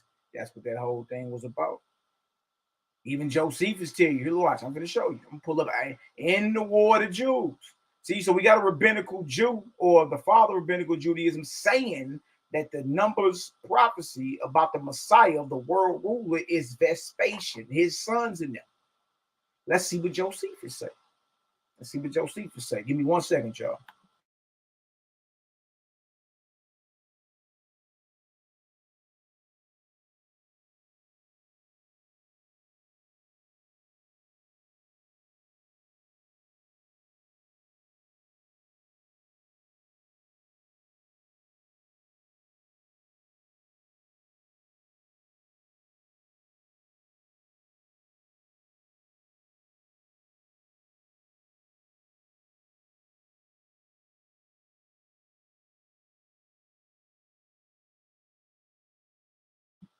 Yeah. Y'all hold it down for a minute, please. Forgive me.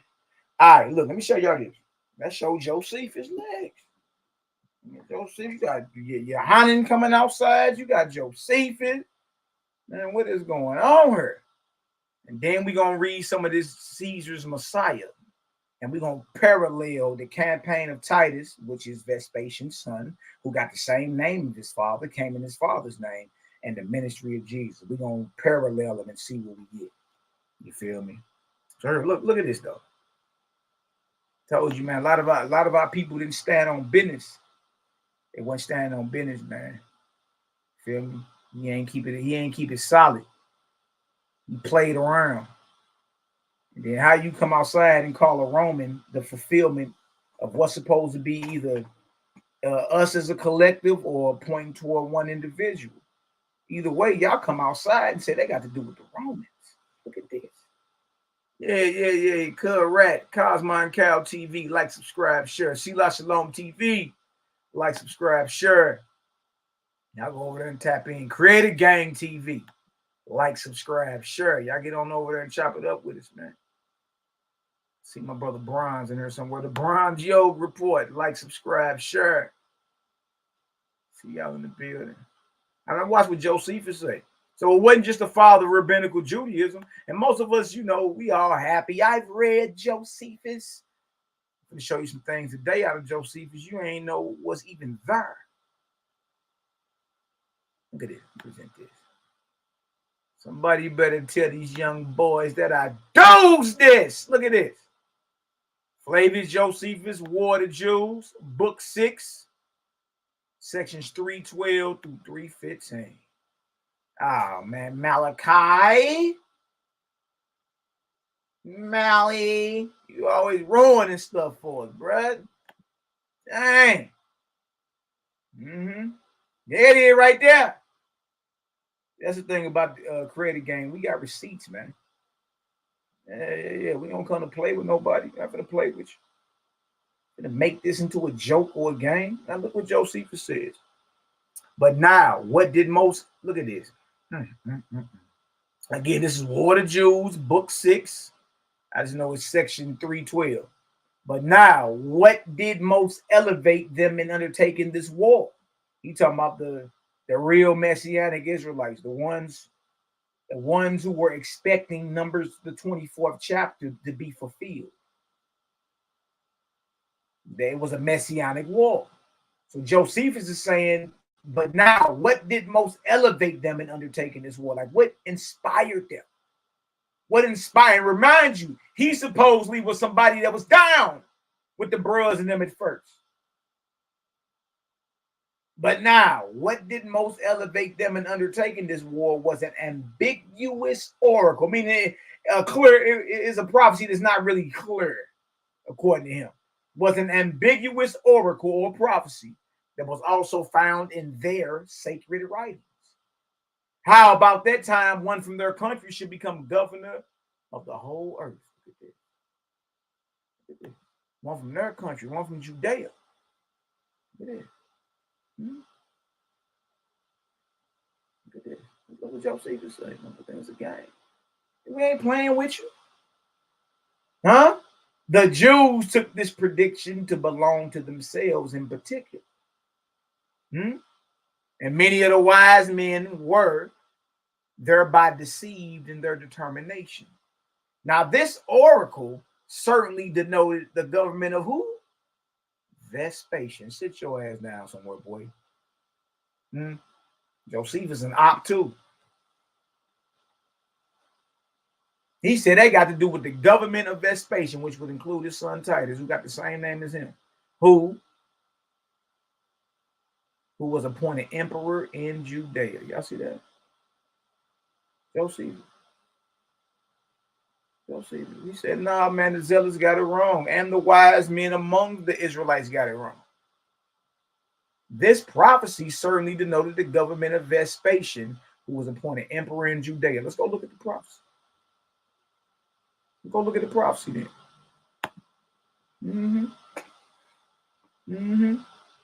It's all right there. That boy just said that oracle that they're looking at, right? One would come from amongst them and would become ruler of the whole earth. They thought it applied to them, but it applied to the government of Vespasian. This is what Josephus is telling you. This is what he's saying. No need for you to get mad at me. What you mad at me for? Look at this. Numbers 24. Let me show you the prophecy. This was a religiously motivated war. It's religious.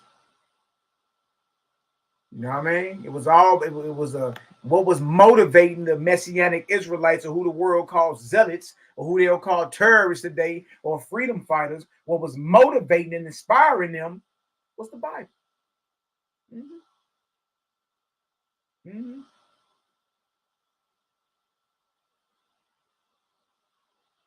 Right there.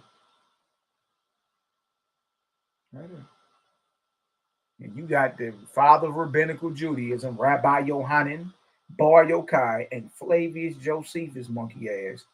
That's y'all that's going to take this Bible right here, this Torah, and tell you that this messianic prophecy who points to a Messiah or the Messiah, according to believers, was none other than Vespasian and his government. Wait do you see how Josephus retired? You ever read his autobiography? We're going to read some of it today, but it's going to blow your mind. Like, man, look at this, man. So let me share this with y'all. It's Numbers 24. Numbers 24. Josephus say that's Vespasian and them, man. That's them. He's saying this oracle that the zealots were motivated by this prophecy. They are deceived. This oracle has to do with Vespasian and his government. We ain't got no reason to lie to you. We ain't lying to you. Now, how do we make that make sense? Look at it. Now, this is the oracle or the prophecy that motivated that war or inspired that war against Rome. I shall see him, but not now. I shall behold him, but not near. There shall come a star out of Jacob, Kokba, Kokabim, a star out of Jacob, and a scepter shall rise out of Israel, and shall smite the corners of Moab and destroy all the children of Seth. And Edom shall be a possession. Seir also shall be a possession for his enemies, and Israel shall do valiant. 19.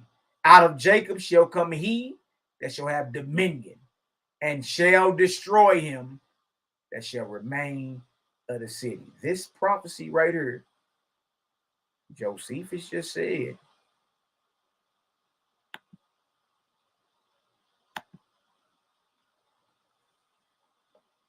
pointed to Rome. And the religious zealots that were fighting against Vespasian and Titus were fighting against God's will, even though Josephus was with them at first.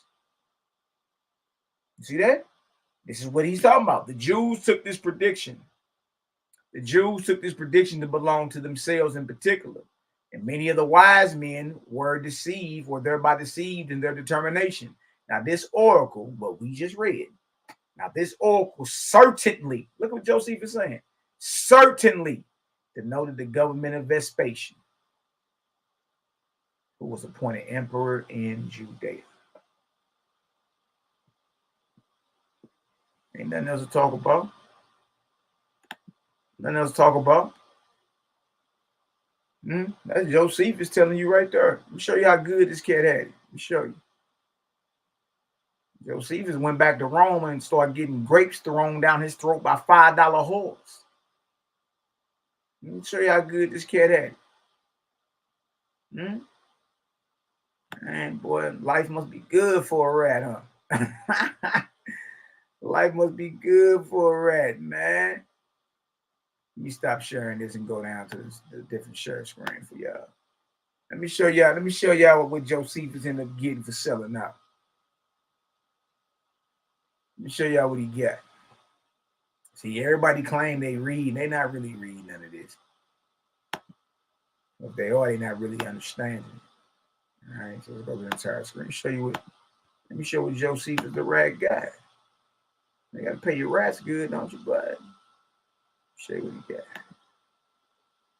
Let's go see what he got. Now, what's this right here?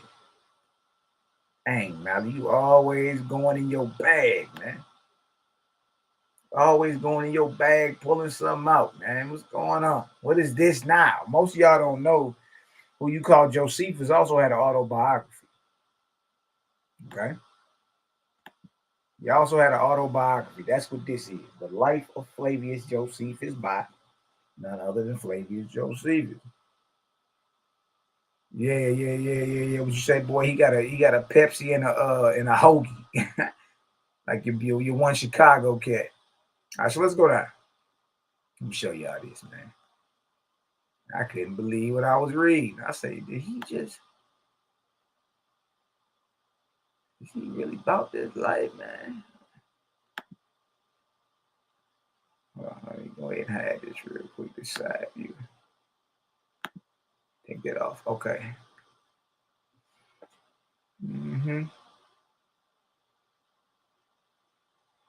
All right, now this is in his biography, okay? So you can see I ain't making none of it up. This is Josephus's biography. Vita, his life. Look, they all was complicit, man.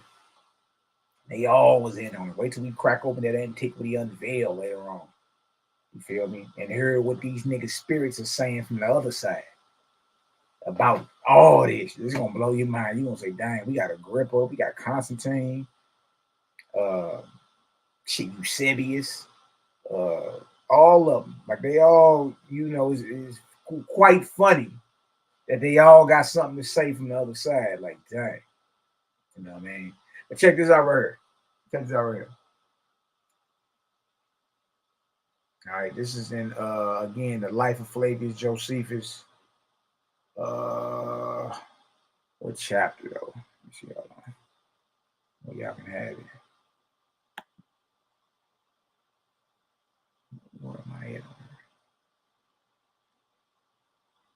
Hold on.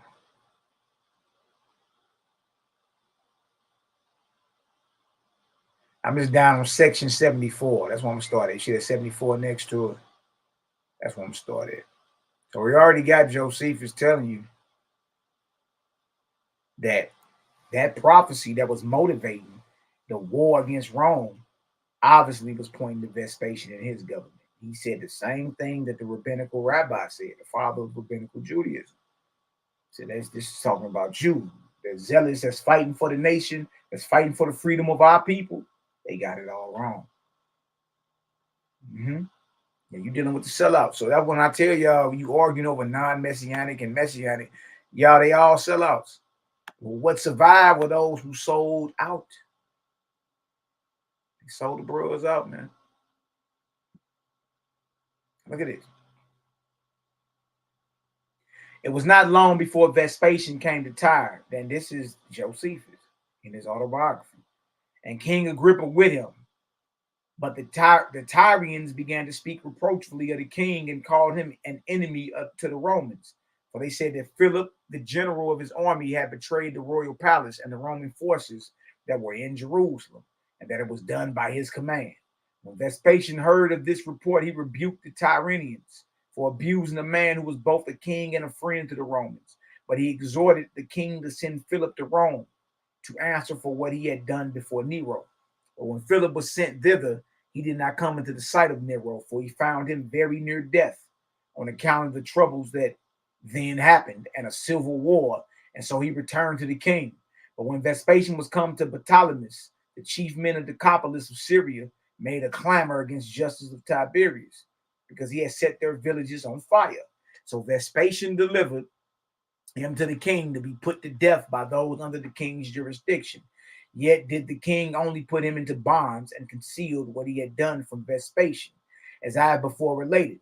But the people of Sepphoris met Vespasian and saluted him, and had forces sent him with Placidus, their commander.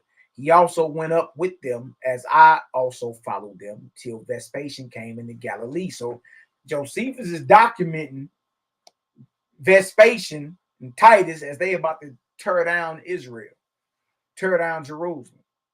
Look at this. At to which coming of his, and after that manner it was ordered, and how he fought his first battle with me in the village of Terache, and how from thence they went to Jotapata, and how I was taken alive and bound, and how I was afterward loosed with all that was done by me in the Jewish war, and during the siege of Jerusalem. I have accurately related them in the books concerning the war of the Jews. However, it will, I think, be fit for me to add now an account of those actions of my life, which I have not related in that book of the Jewish war. Look at this. For when the siege of Jotapata was over, and I was among the Romans, I was kept with much care by means of the great respect that Vespasian showed me. Now remember, we just read that Josephus then already said that Vespasian fulfills Numbers 24. The Messiah that would eventually rule the world coming out of Judea. And he conquered Judea and then went west. So he rose from the east, went west into Rome, became emperor. Look at this. It says, and I was among the Romans, I was kept with much care by means of the great respect that Vespasian showed me. Moreover, at his command, I married a virgin who was from among the captives of that country. Look at this. Josephus getting him some virgin, got him a virgin slave.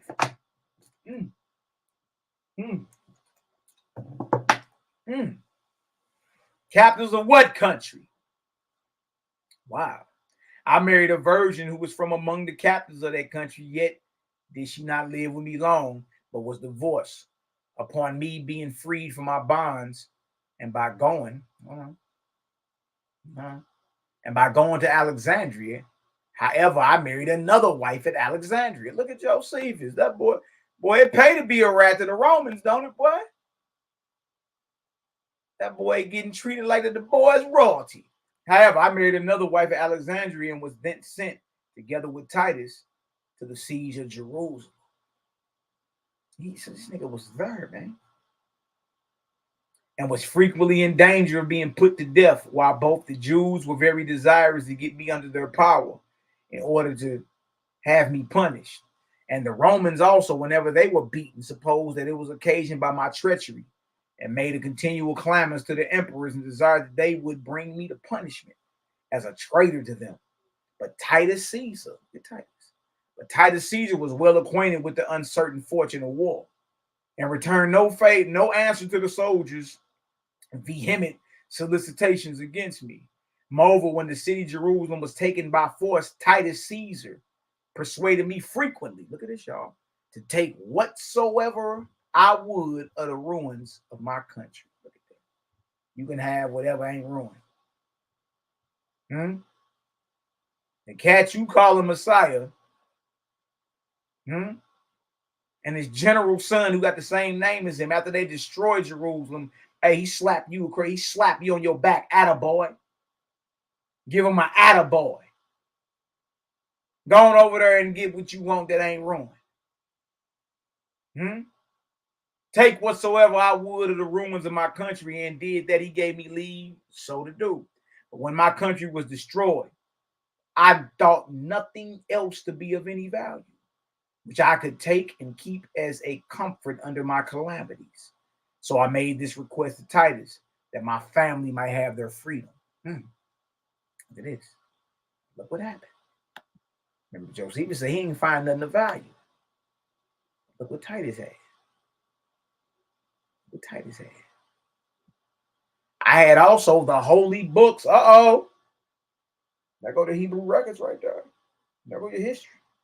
I had also the holy books by Titus's concession. So the Romans didn't just destroy the temple and take the menorah and the gold and the jewels. They also took your holy books. And in exchange for Josephus's freedom, he also was given the books, the holy books of the nation, right back into his hands by Titus. You see that? Right? They had your records. Rome had your records. Rome had your records. Rome still has your records. So if you act like no white man has ever touched your records, you're sadly mistaken, Jack. Even Josephus got the records from Titus. Where did Titus get them from? When they sacked Jerusalem and took the temple, they took also your holy books. If you understand that, give me a 7 up in the chat. All right. Ooh-wee. If you understand that the Flavians had your holy books and gave it into Josephus's hand. If you understand that, give me a 7 up in the chat, man. He done already came outside and told you that Messiah is Vespasian and his government. He's there at Jerusalem when Jerusalem is being destroyed. And after they destroy it, Titus slap him on his back and tell him, attaboy. Attaboy. Hey, man, take whatever you want that ain't ruined. Ain't nothing ruined. Hey, everything's ruined. I asked for the freedom of my family. All right, here you go. Here are your books. Here are your holy books. Get to writing. Why? Because wouldn't an emperor need to study his subjects? Well, guess what? That history got to be written in a language that the emperor understands. Get to writing. I had also the holy books by Titus's concession. Nor was it long after that I asked of him the life of my brother and of 50 friends with him, and was not denied. And I also went once to the temple by permission of Titus. Now, How ironic, there's a book in the New Testament called the Book of Titus. How ironic, man. By the permission of Titus, where there were a great multitude of captive women and children, slaves. I got all those that I remembered as among my own friends and acquaintances to be set free, being in number about 190.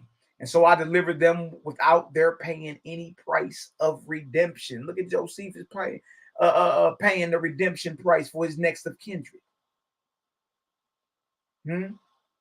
Paying the price of redemption for his next of kin, and restore them to their former fortune. And when I was sent by Titus Caesar with Cerealians and 1,000 horsemen to a certain village called Fico, in order to know whether it were a place fit for a camp.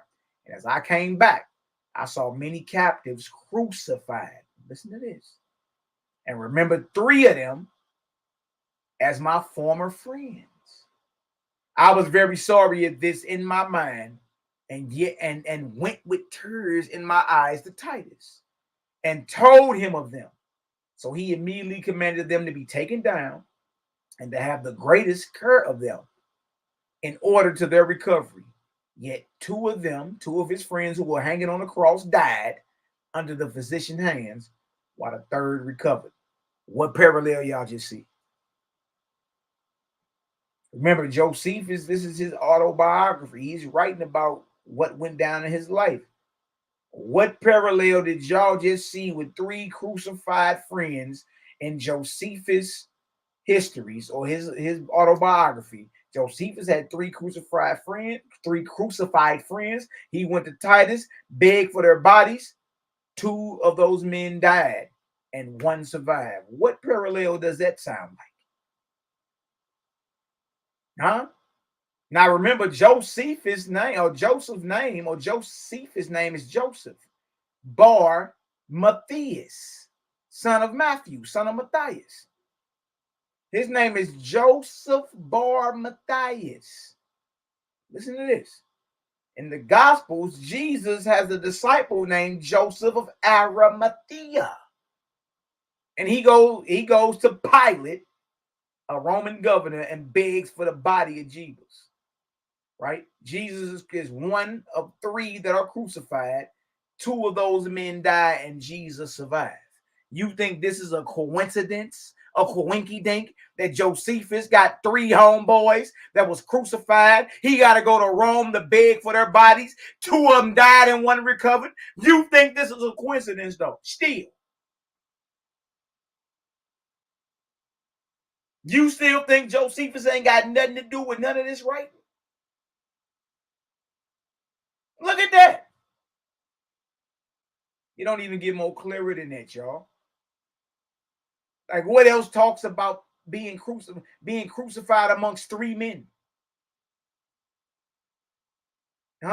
You go beg the Roman governor or the Roman emperor for the lives of these men, or for the body of your master, right? 2 of them died, 1 survived. The same thing that happened with Jesus. Trip off this. Joseph of Arimathea was the name of the guy in the Gospels that went and begged for the body of Jesus that eventually recovered. The other 2 died. His name was Joseph of Arimathea. And guess what Joseph's name is? Joseph Bar Matthias. I'm going to let that simmer for a second.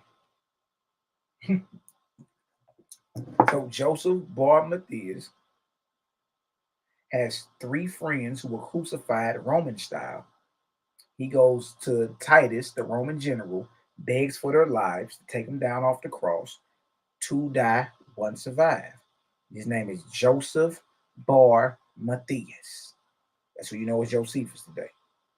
All right. In the Gospels, there's a mysterious disciple who pops up out of nowhere at the crucifixion named Joseph Arimathea.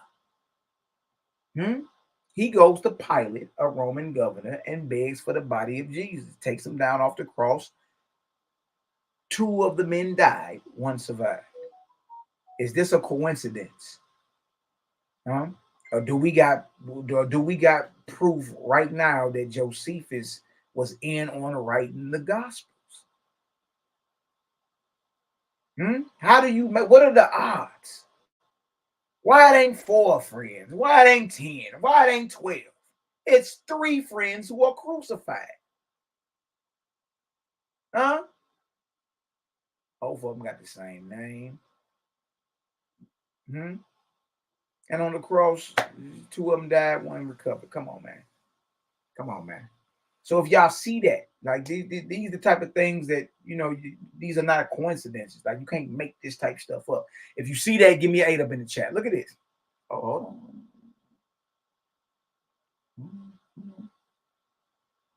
You see that boy got them books from Titus. Rome got the records. And now Josephus got it right. Look at this. But when Titus had composed the troubles in Judea and conjectured that the lands which I had in Judea would bring me no profit, because a garrison to guard the country was afterward to pitch there, he gave me another country. Look at him. He getting lands. He getting women's. Huh? He get the right to spur his friends and all type of stuff, man. Boy, Rome pay they rats, boy. Because the garrison to guard the country was afterward to pitch there. He gave me another country in the plain. And when he was going away to Rome, look what happened. He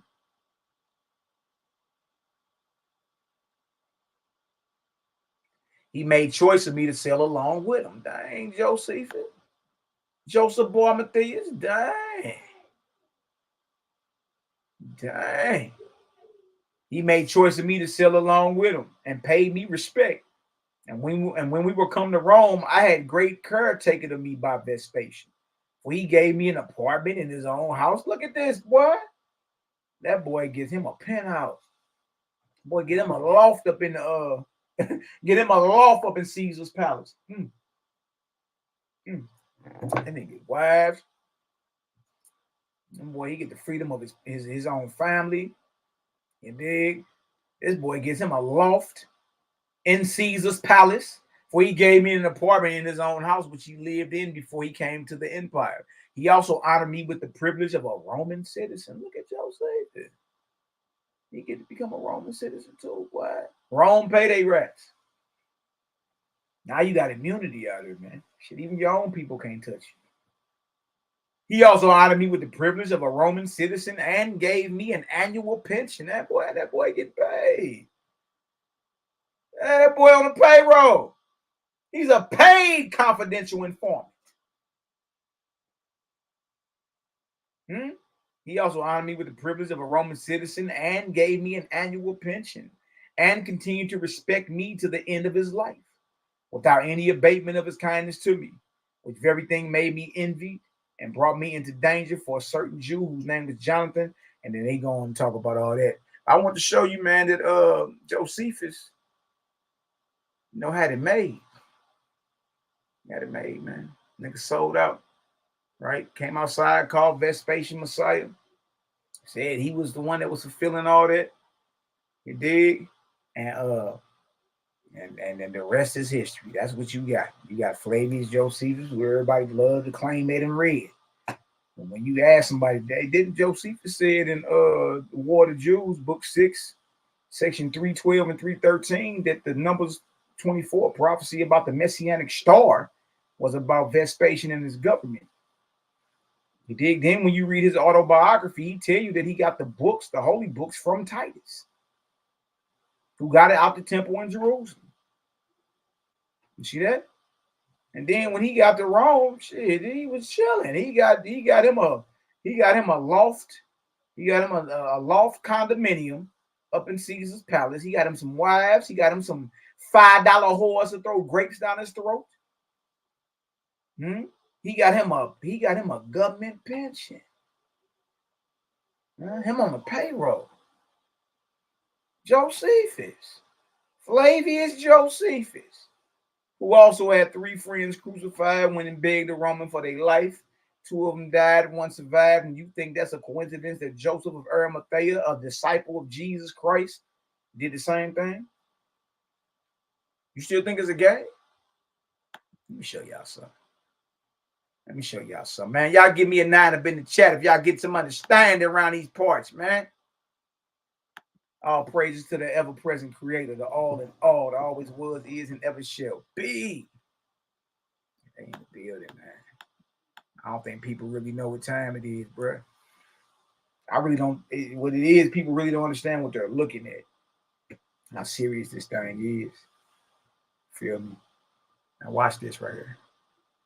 Watch this. Let's look at some of these parallels.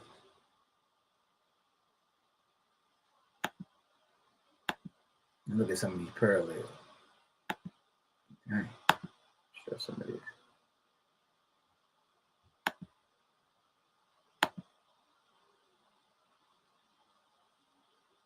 All right, this right here is the book Caesar's Messiah. All right, by Joseph Atwill. It's a pretty deep book, if you ask me. Hold this down for y'all so y'all can see.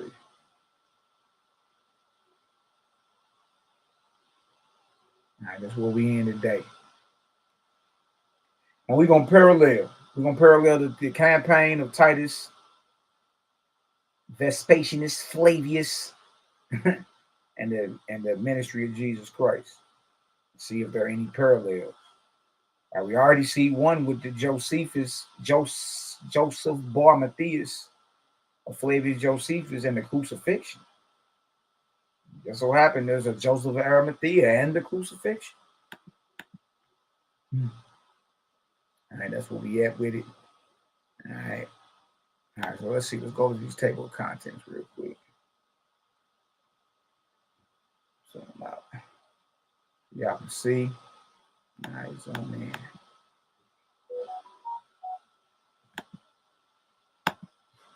All right, check this book out when you get a chance. The actual documentary is on YouTube. It's called Caesar's Messiah. Check it out. Check it out. It'll blow your mind. All right, I need to go down to, what's that? 219. Okay. 1 second, guy.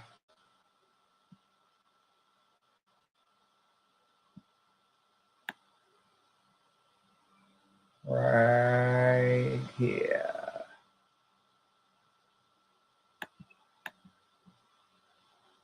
Here we go. All right. Hold on. Go back one.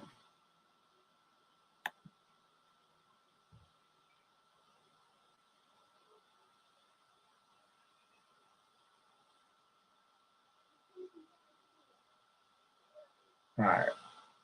So typology was used in writing what we call the Bible. All right. Typology, meaning like Moses was a type of Jesus. Noah was a type of Jesus. Abraham was a type of Jesus. So similar stories. For instance, the slaying of the infants, right? That happened in Moses' time, right? That's how he got in the Pharaoh palace. And it happened in Jesus' time under Herod. But so those are types. You see what I'm saying? Like similar stories with the same meaning. All right, but just a greater understanding. So we in Caesar's Messiah.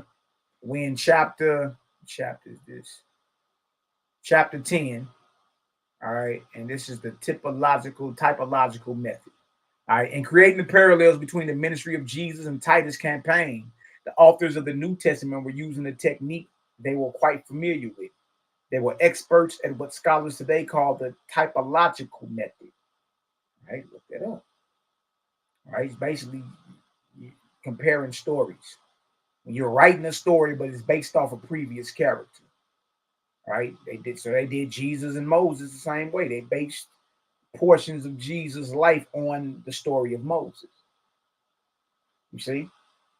Look at this. In the introduction, I presented examples showing that Moses is the type of Jesus. To achieve this effect, the authors of the Gospels use conceptual parallels and parallel sequences of events. Another example of the way the authors of the New Testament use types is found in the story of Judas. Judas's punishment for his betrayal of Jesus. To create the story, the authors weave together a number of texts from the Hebrew Bible, primarily from Zechariah and Jeremiah. From Zechariah, they take 30 pieces of silver, the casting into the treasury and the potter. In Jeremiah, they take the purchasing of a field. They then claim that Judas's fate has fulfilled what was spoken by Jeremiah the prophet. See, that's how that works. It's written down afterwards. You see? This is what's going on, right? This is how literature is produced. Having used literary parallels to link the characters in the Gospels to the Hebrew Bible, the authors then use the same motif to link Jesus to Titus in the future. In this way, they create a seamless continuum from the Hebrew prophets to Jesus and then on to Titus, the real Christ. Wow. Wow. The parallels between Jesus's ministry and Titus' campaign simply confirm what Josephus plainly states, that Judaism's world ruler prophecies envision Caesar.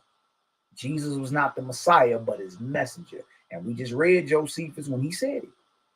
War of the Jews, book 6, sections 312 and 313. He said that prophecy certainly, that ambiguous oracle that was inspiring the religious zealots, they were deceived by it, them and their wise men, and that oracle most certainly had to do with Vespasian and his government.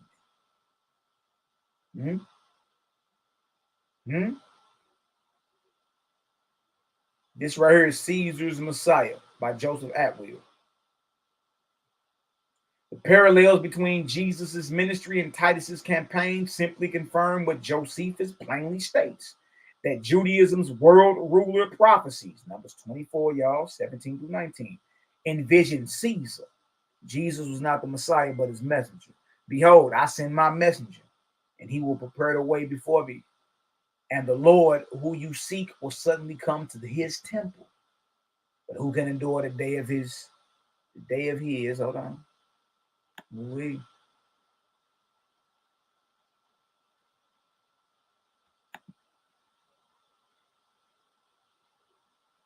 Who can endure the day of his coming? And who can stand when he appears? For he is like a refiner's fire and like launderer's soap. I found interesting, this is what Joseph Atwill, the author of the book, is saying. I found interesting the thought that the authors of the New Testament and War of the Jews may have created the same outline 2,000 years ago. Now see this? And what Joseph Atwill is saying. I found interesting the thoughts that the authors of the New Testament and War of the Jews may have created the same outline 2,000 years ago as they began their construction of the two works. See the chart on page 221. Yeah, because when you're done, both are coming from the same place in the same language. Josephus tell you right there in his Against Apion that he the one that was writing the histories, but he was writing it in Greek. It was written down by him. We got where he got the holy books from Titus, and from there, we're gonna show you that he's telling his Patreon, Epaphroditus, Nero's secretary and Paul's homeboy. He said it was me that was writing. Right? I got the histories from Titus, and it was written down by me in Greek. Which is like, well, hold on. What you mean? They already had the Greek Septuagint. So what is it that Josephus is writing in Greek if the Greek Septuagint has already been in the earth 200 years? What is he writing in Greek? From Rome, from Caesar's penthouse, now, as a Roman citizen. What is he writing? Well, we know he wrote Antiquity of the Jews and War of the Jews. What else he writing? Look at this. The first savior of Israel was used as the type for Jesus, the second savior of Israel, who was then used as the type for Titus, the final savior of Israel. Though cleverly hidden, the relationship between the Gospels and War of the Jews is simply an extension of the typology used throughout Hebraic literature and the Gospels. For example, Dockery writes, watch this. Typological exegesis seeks to discover a correspondence between people and events of the past and of the present or future. Typological exegesis then is based on the conviction that certain events in the history of Israel prefigure a future time when God's purposes will be revealed in their fullness. Look at this. As they had with the parallels between Jesus and Moses described in the introduction, the authors of the Gospels and War of the Jews create a series of typologically related events that occur in the same sequence. This is the proof they left us that the ministry of Jesus was the type for the campaign of Titus, a fact they wish posterity to understand. For example, the 3 crucified and 1 survives passage, recorded by Josephus, is clearly noted as occurring after the capture on the Mount of Olives, but before the condemning of Simon and sparing of John. We just read that.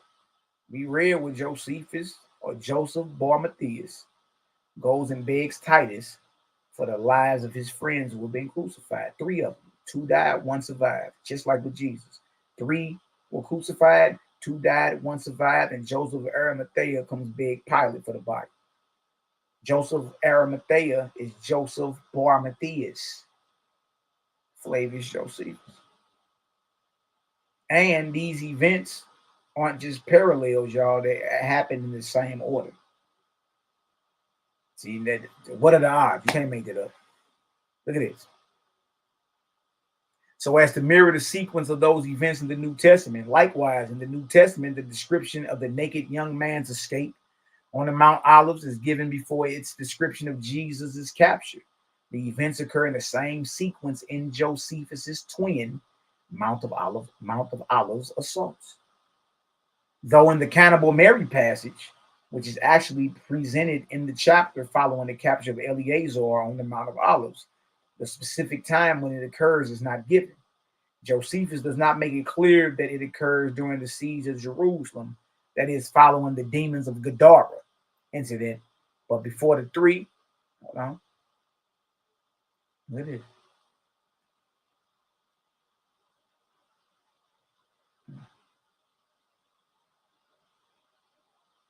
Hold on. They got the whole chart right there, huh?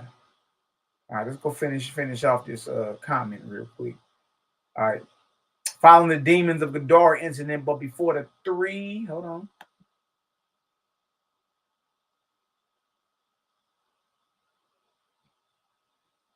But before the 3 crucified and 1 survives passage, which occurs following the siege, the same approach is also used with the parallel signs before the destruction of the temple given by Jesus and Josephus. Now look at this. Go back one. Let me show you how this. It's when you can't make none of this stuff up. All right. All right. Same order, same sequence. Which would mean whoever documented Titus's campaign, you feel me, was writing the Gospels. Because how is it not only do the campaign and the ministry parallel, but it's happening in the same order? You can't make none of that up, man. And don't forget, Josephus got the books from Titus. You see? Like, what are the odds of all this? Is what I'm asking. What are the odds Josephus got? Josephus' name is Joseph Bar Matthias, like Joseph of Arimathea, disciple of Jesus.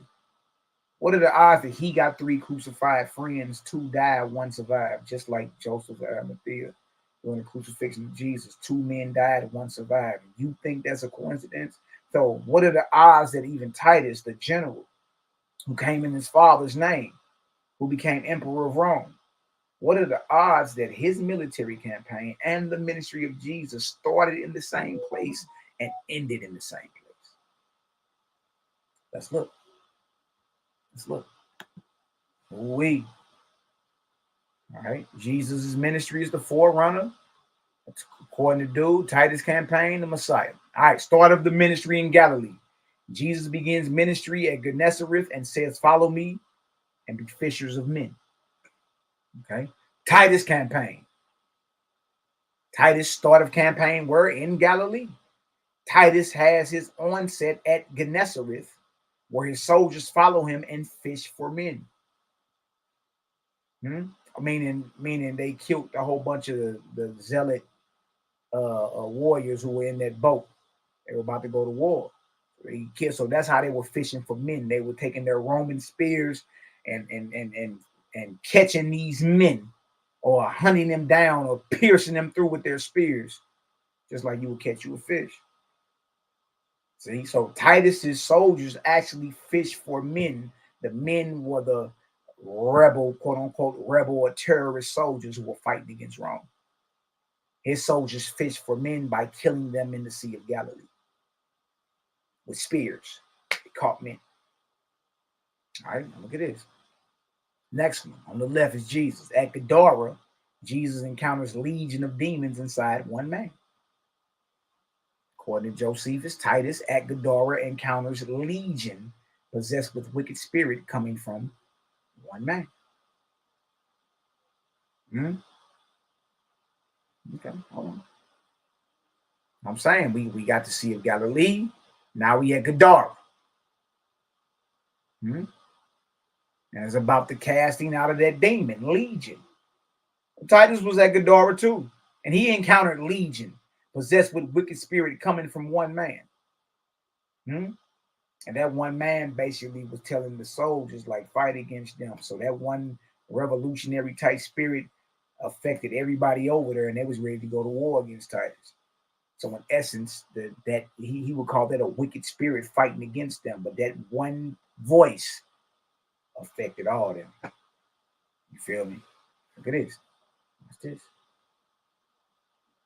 Spirit cast out. Jesus. Swine run wildly and 2,000 drown. At Gadara, 2,000 of the demons do not drown. At Jerusalem, the son of Mary offers his flesh to be eaten. At Jerusalem, the son's flesh is eaten by Mary.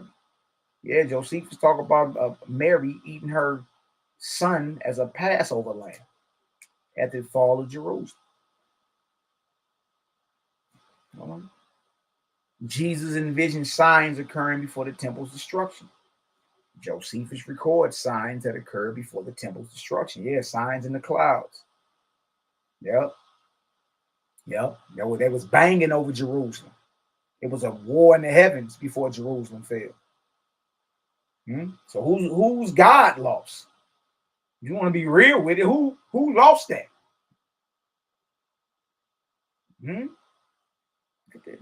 So Josephus is recording the actual signs that Jesus said would happen.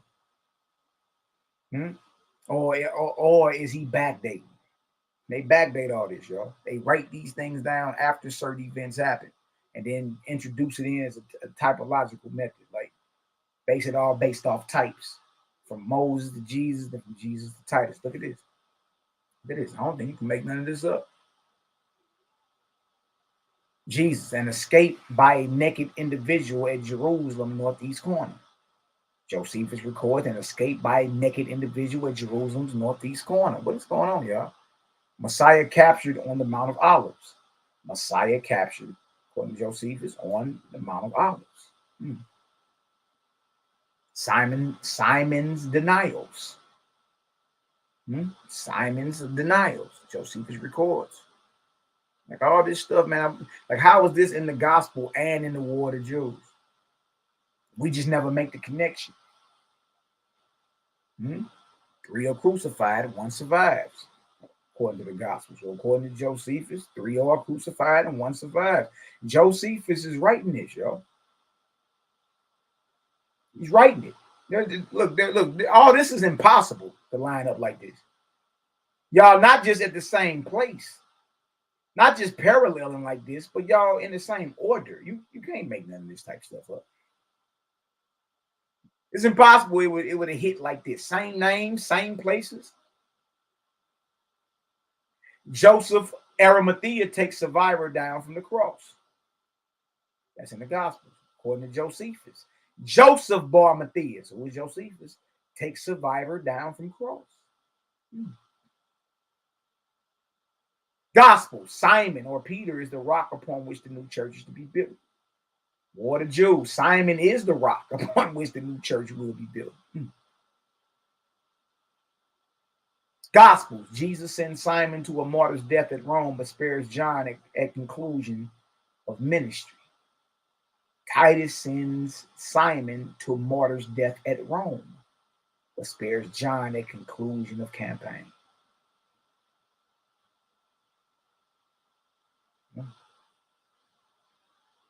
Judas falsely accuses Jesus and spills his guts in the book of Acts. War of the Jews. Catalyst, not Judas, but Catalyst falsely accuses against Josephus, Bernice, and Alexander and spills his guts. So what I'm saying, y'all, is what are the odds that the ministry of Jesus Christ parallels in detail, not only at the same places, y'all, but in the same order? What are the odds that is even possible if there wasn't a literary team writing with a certain agenda? That's impossible to land like that. It's impossible. So if you see that the ministry of Jesus and the military campaign of Titus Caesar parallels by events and sequential order, give me a vortex up in the chat, man. Give me a vortex up in the chat. Yeah. Give me a vortex up in the chat. We're gonna show you Josephus. He admit he right. He admits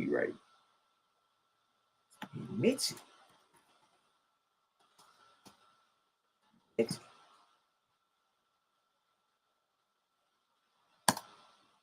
Wait till y'all hear them. Wait till y'all hear them confessing from the spirit world, though. You're gonna be like, what? Hold on, man. What is we even talking about here? Salute. Peace to the God. Peace to the righteous gods and Nirvanian goddesses. Created gang, baby. You bring them, we raise them. You bring them, we raise them. All right, let me show y'all this. This is why this is even more believable. Dang, what is going on here? All right.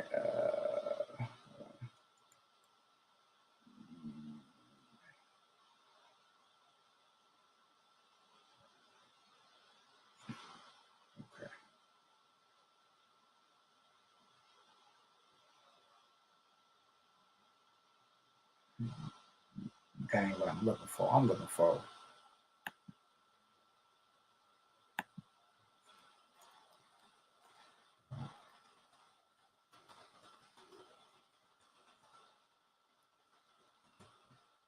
I don't take no days off.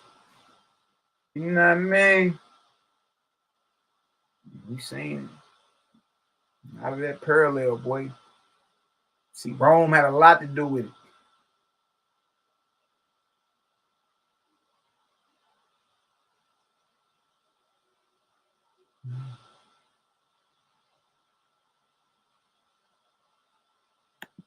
Here we go, right here. I want to share this with y'all.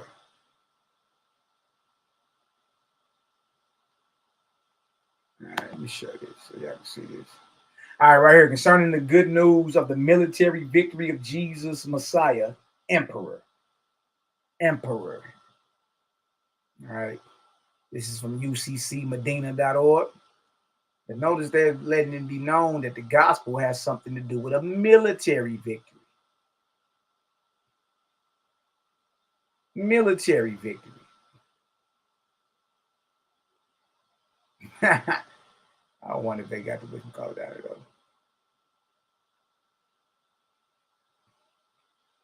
Yeah, gospel means military victory. Who's military victory we talking about? We talking about Titus. All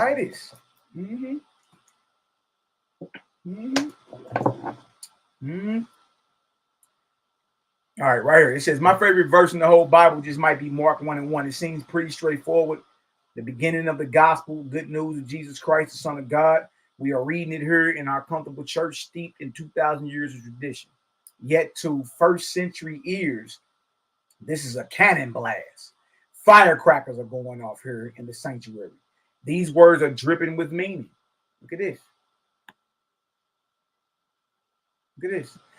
The beginning, this gospel is just the start of what's to come. At the end, the original end of the gospel of Mark, it is told that Jesus has been raised and he is going ahead of you to Galilee.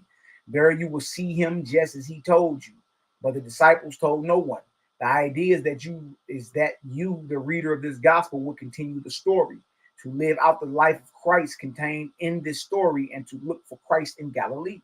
The beginning of the good news gospel, the word in Greek is evangelion, has what?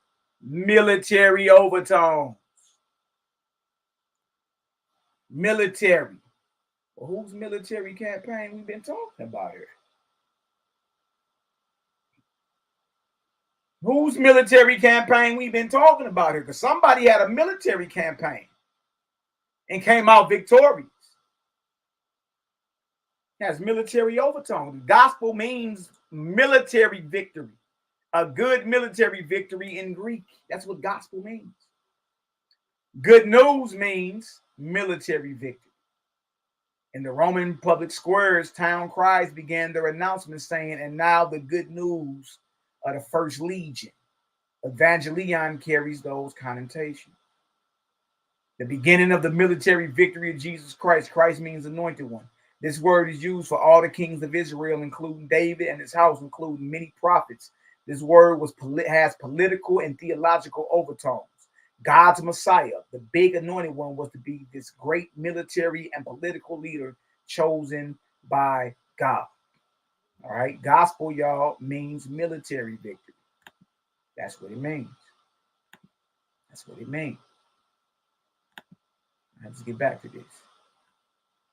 Get back to this. Whose military victory we've been looking at? Titus. Looking at Titus. I say, man, these bastards ain't shit, boy. These bastards ain't shit, man. Now, let's get back to it.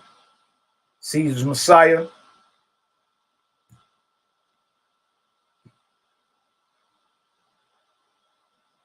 A little bit more of this.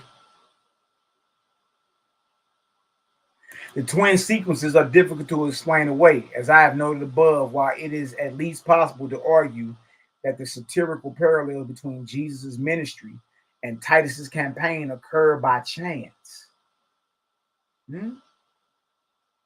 While it is at least possible to argue that the satirical parallels between Jesus' ministry and Titus' campaign occur by chance. If that were the case, these accidents would occur in random pattern. So he's saying, like, even if it's, so say this happened by chance, then it wouldn't be in sequential order. Y'all, it's in sequential order.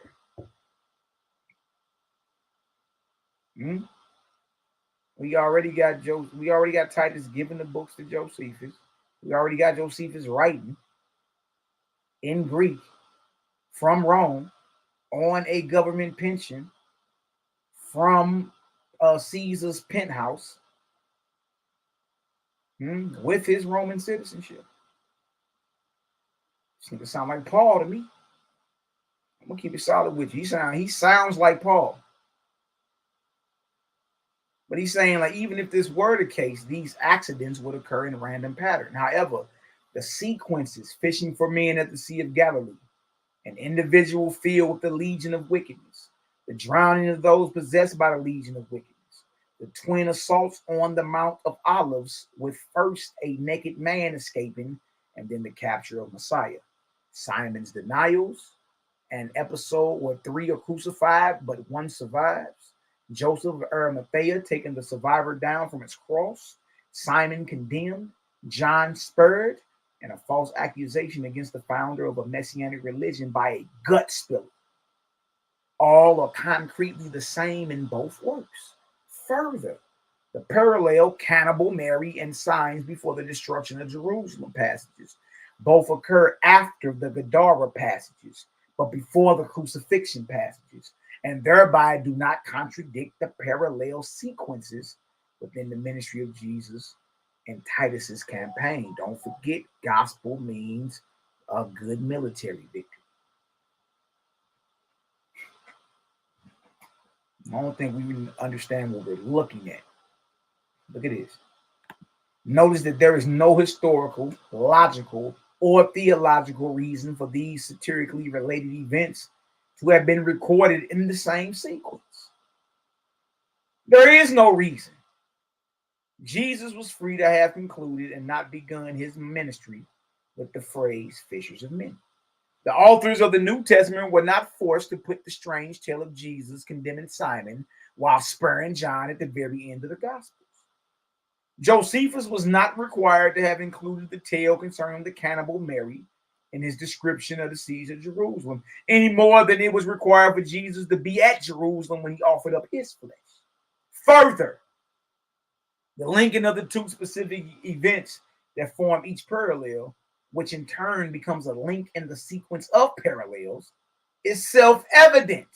In other words, of the 11 events from Josephus's works cited above, the only possible episode from the Gospels that can be linked with his description of the fate of the rebel leaders is the passage in which Jesus condemns Simon and spares John. Likewise, Josephus's episode in which 3 were crucified, but 1 survived.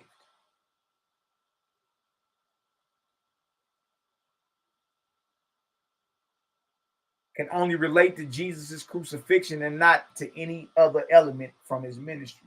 Therefore, since no outside factor seems to be responsible for the sequence of parallels, the order of it, I can calculate the odds on whether they could have occurred by chance. To do this, I start by simply assigning to each of the 11 New Testament events cited above the number in which it appears chronologically. Thus, 1 would number the Fishers of Men episode 1, the individual filled with a legion of wickedness 2, and so forth. If I then apply the same numbering system to the 11 episodes cited above from the work of Josephus, the probability that I would assign the fishing for men episode the same number 1 that I gave its parallel episode in the New Testament will be only 1 in 11. I then have a choice of which technique to use and continue in the process of calculating the odds on whether the sequence could have occurred by chance. The most conservative approach would be to assume that once 1 of the 11 episodes has been used, it cannot be used again. Using this approach, the probability would be calculated by a factorial of 11, or 11 times 10 times 9 times 8 times 7 times 6 times 5 times 4 times 3 times 2 times 1, which would equal 1 chance. These are the odds that this happened by chance, y'all. That Titus military campaign and Jesus Christ ministry started in the same place and ended in the same place, and every place in between in sequential order, right? The probability of this happening ever would equal 1 chance in 39,916,800. In other words, y'all, it's impossible that happened by chance. That means that both were done by the same literary team. Same person, Josephus, and his literary team. Because we already know he was writing from Rome in Greek from Caesar's penthouse on Caesar's pension. You already know this. Said off his own lips. Do y'all see that? Y'all, the odds that Jesus Christ's ministry and Titus Caesar's military campaign parallel in sequential order, that happening by chance, by chance is 1 in 39,916,800. Meaning, y'all, guess what? Guess what was behind that? The same pen was behind both. The same pen that was behind the War of the Jews and the Antiquity of the Jews was behind the New Testament, or the Gospels in particular.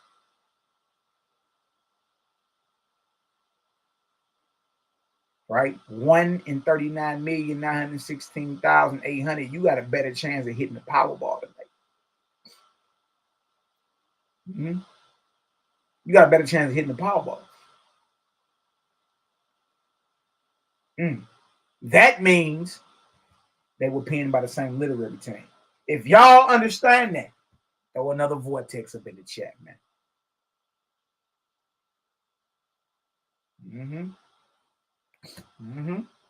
Now you know 1 in 39 million is the odds that just happened to happen like that, in the same order. You know what I mean? At the same places. The 1 in 39 million, Jack. 1 in 39,916,800. Which means that the Gospels was penned by the same pen that the War of the Jews was. The first Gospel don't come out till after the fall of Jerusalem. First Gospel was Mark, and it come from Rome in Greek. Well, who was in Rome writing in Greek? That was educated in Greek composition and literature. Another approach would be to assign truly random possibilities for each of the events. In other words, any episode could occur at any time and would not be excluded from the calculation by occurring before. The odds of 2 streams of 11 random episodes occurring in the same order would be 11 to the 11th power, or 1 chance in what? 285,311,670,611. Sit y'all ass down somewhere, man. Those are the odds.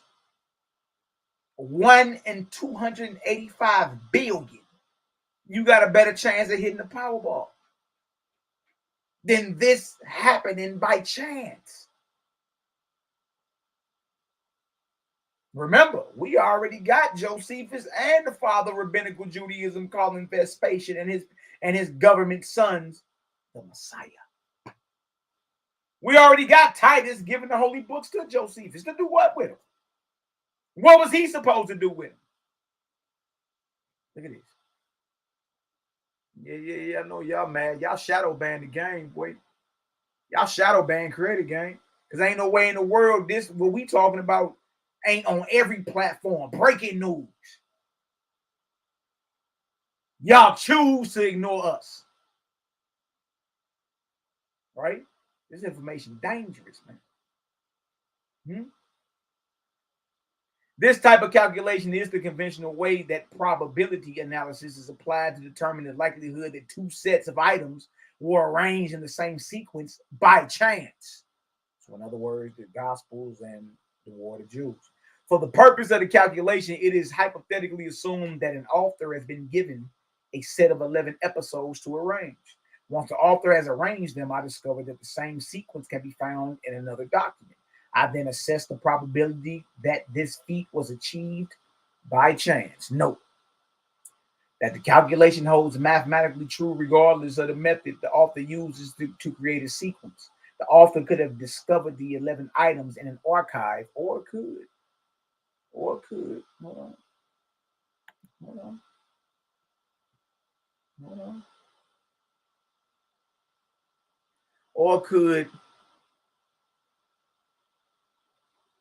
Or could have been given the items and instructed to arrange them. Hold on.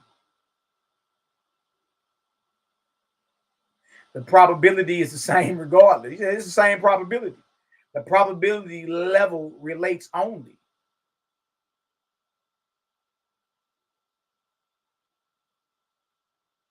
Hold on, y'all. Let me zoom out just a little bit. A little more. The probability is the same regardless. The probability level relates only to the likelihood that the sequence the author created would be identical to another sequence and does not presuppose anything about how the ordering was done. Notice also that each of these probabilities would be into the billions. If I add to the chain of events the chance that the parallel cannibal Mary and signs before the destruction of Jerusalem passages would each occur after Gadara, but before the crucifixions. It is not necessary to do this. However, since even the most conservative approach demonstrates that Jesus' ministry and Titus's campaign, that's what a gospel is, were deliberately linked. Deliberately linked. He said the most conservative approach demonstrates that Jesus' ministry and Titus's campaign were deliberately linked. You can't get around it. By using the factorial approach mentioned above, it is 99.999997% certain. If that was the case and you was on Maury Povich, guess who the daddy is? You the daddy. Percent certain that one account influenced the other. Ball game, boy.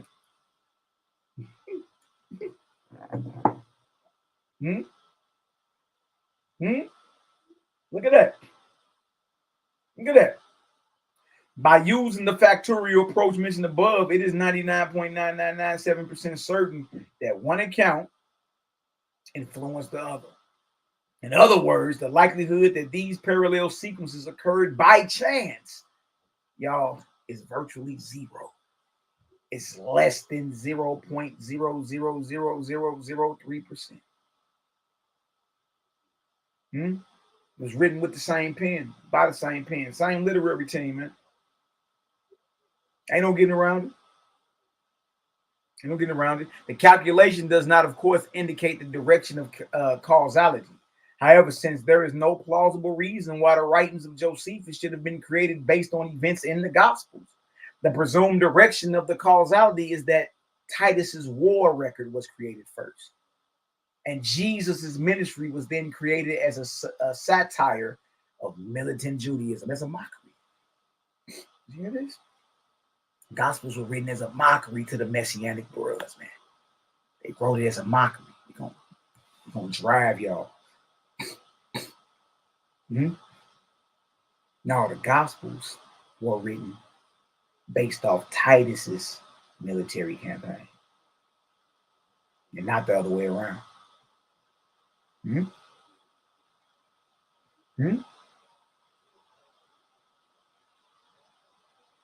And Jesus' ministry was then created as a satire of militant Judaism, a mockery, based on the events of Titus's campaign. They mock you. Here you go talking about somebody your Lord and Savior. You don't have no clue what was really going on, what the brothers were standing for, what they was fighting. You don't understand if you read Roman propaganda and all of it was put out there to squash that whole militant Messianic movement that was inspired by Bible. Inspired by Bible. Look at this. Moreover, many of the parallels are too conceptually exact in and of themselves to be accounted for by random chance to be a serious explanation for their existence. For example, the Son of Mary passage in War of the Jews contains the coming to pass of two of the hidden prophecies within the New Testament. Mary's heart being pierced through and her fine portion not being taken away. Also supporting the conclusion that the parallels were deliberately created is the fact that the locations for the specific events in them are the same. The fishing for men at Gennesaret, or the Sea of Galilee. The encounter with demons at Gadara. Mary's son whose flesh was eaten at Jerusalem. The escape of the naked young man and the capture of the Messiah on the Mount of Olives. And finally Rome, where Josephus' Simon and the Christian Simon both met their fate. The comic structure of the parallels is also telling. Jesus appears to be speaking in a spiritual sense when he uses phrases like fishers of men.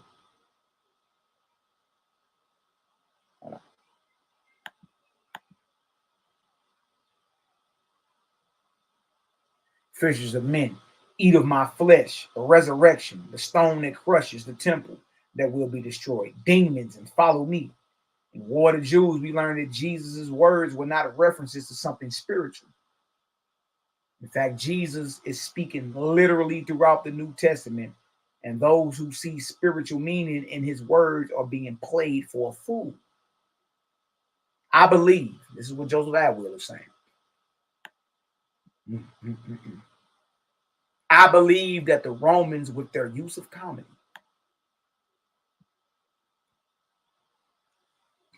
were consistently ridiculing those who were symbolic meaning. Hold on. I believe that the Romans, with their use of comedy, were consistently ridiculing those who see symbolic meaning where there is none. In the Dead Sea Scrolls, there are many allegorical interpretations of passages from the Torah. This way of interpreting scripture, no doubt, helped form the theology of a coming Messiah that inspired the first century Judean rebels. The point I think the creators of Christianity were making with their use of comedy is that there are unlimited ways to interpret scripture, and it is easy for the uneducated to see symbolic meaning where there is none.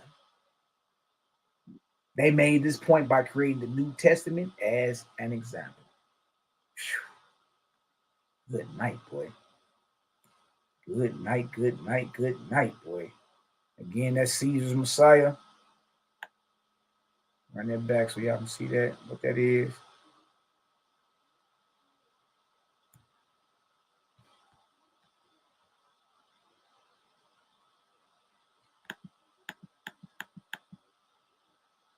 Yeah, pretty good read if you ask me. Pretty good read if you ask me, man. Pretty good read if you ask me, dig. Oh wait. I'm gonna go ahead and drop the link, and then I'm gonna pull up this Antiquity Unveiled as well. I'm gonna drop the link in the chat if anybody want to come on in. We ran through a lot today for real. Oh, you know what I'm gonna show y'all too? Let me show y'all this. Let me see.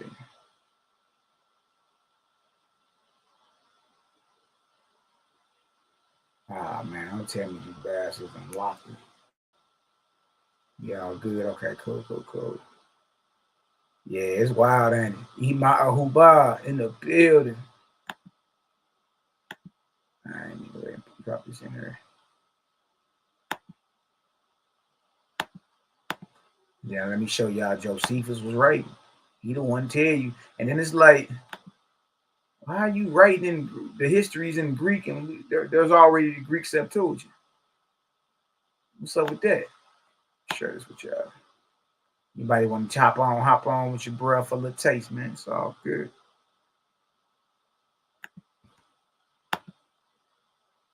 Show y'all this real.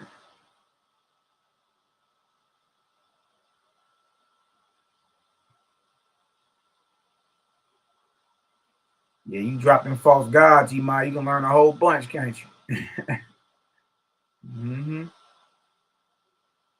All right, this right here is Flavius Josephus against Apion.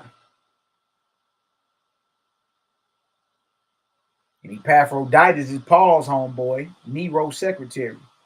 And Josephus is Patreon. What is really going on around here, man? What is really going on?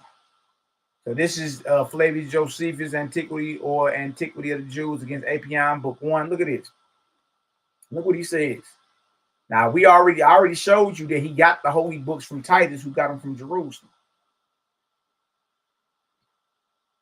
Yeah, I feel you, just me. So listen, this is what now don't forget Josephus got Roman citizenship and all that, a government pension. Well, Rome pay they rats, boy. Well, look at this. I suppose that by my books of the Antiquities of the Jews, most excellent Epaphroditus, I have made it evident to those who peruse them that our Jewish nation is of very great antiquity and had a distinct subsistence of its own originally. And as also I have therein declared how we came to inhabit this country wherein we now live. Those antiquities, those histories contain the history of what? 5,000 years. So Naphtali and Zion Lex and whoever y'all talking about, even Josephus tell you that the histories of the Bible don't go back no further than 5,000 years. What is you even talking about? Those antiquities contain the history of 5,000 years and are taken out of our sacred books. Where did he get the books from? Titus gave them to him. I showed you already. But are translated by who? By me into the what? The Greek tongue. Ball game. Ball game. Josephus, him and his literary team, they are the ones that are writing the Hebrew history from Rome in Greek. Him and his literary team. There it is. And y'all, this is in his book. Go back there, flip over to Against Apion. It's in the back. All right. You won't get down to section 3 before you run right into it. What Josephus is telling you, I'm the one translating the books. I'm the one writing it. How else is there a Joseph of Arimathea in the Gospels and Joseph Bar Matthias in the War of the Jews, who is Flavius Josephus, and they both have a crucifixion experience. The one that they get down from the cross end up surviving. Josephus just told you right here, and are taken out of our sacred books, but are translated by me into the Greek tongue. I'm asking, is there anything else to talk about? We know who writing. From where? Ain't nothing else to talk about, man. Nothing else to talk about. You know what I'm saying? Like, all your classes, all this stuff be like, look, once we disprove to God, what else is we to talk about? What do we talk about? Look at this. Why is Josephus mentioning Nero Caesar's secretary, Epaphroditus? Why is it that Saul and Epaphroditus are longtime friends? Saul not only has citizenship, he's connected from the Herodian appointed high priest all the way up to the household of Nero Caesar. Philippians 2:24 and 25. But I trust in the Lord. But I trust in the Lord that I also myself shall come shortly. This is Paul. Yet I suppose it necessary to send to you Epaphroditus. That's the same one Josephus was just writing to. My brother and companion in labor and fellow soldier, but your messenger, your angel, and he that ministered to me my wants. Look at this. Philippians 4:22. This is Paul. All the saints salute you, chiefly they that are of Caesar's household. Saul of Tarsus. Philippians 4:22. Well, we know that Josephus was really in Caesar's household, wasn't he? Well, didn't he have a penthouse in Caesar's palace? Wasn't he on a government pension? Didn't he have Roman citizenship? Wasn't he writing in Greek according to him? The same literary team that wrote the War of the Jews wrote the Gospels. How the hell else is Titus Caesar's military campaign, which is a gospel, a good military victory? How else does that parallel the ministry of Jesus? Not only in place, but in sequential order. The odds of that, y'all, one in 239 billion. Meaning the same pen that wrote the War of the Jews wrote the Gospels. And according to Joseph Atwill, it was a mockery. It's the mocking. See that? It's the mocking. Wait. Hold on. Why do they think we playing? Why do they think your bro over here playing, man?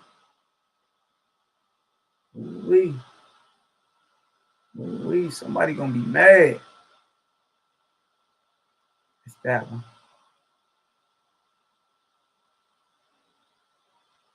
So let him have it. Yeah, some mind-blowing stuff, ain't it, Emo? Serious business. Serious business, y'all. You feel me? Show y'all your boy. Right down there. Life of Flavius Josephus. Here it is. He got the books from Titus. It's out his autobiography. You think we be playing? Why everybody think we be playing, man?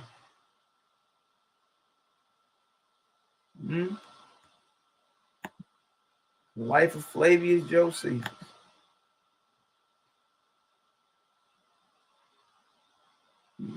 Show that one more time. Nobody think we just throwing stuff out there. No, we don't throw. We ain't your favorite Hebrew scholars.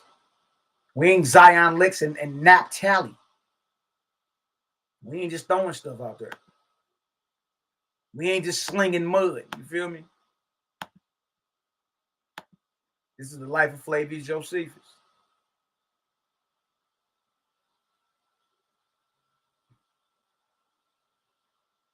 Yeah, right there.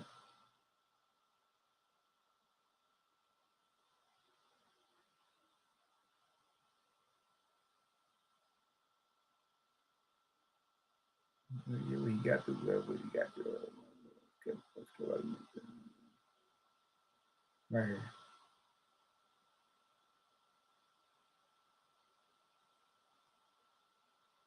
All right. I'm gonna start over right here. All right, the life of Flavius Josephus started section 74.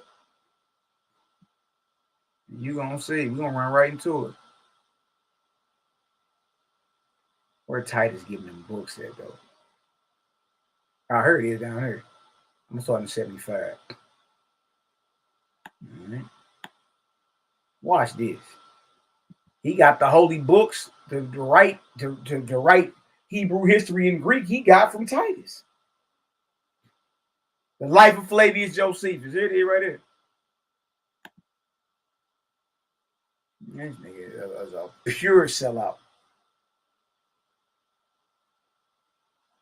All right, at the bottom, the highlight. For when the siege of Jetopoda was over, and I was among the Romans, I was kept with much care, by means of the great respect that Vespasian showed me.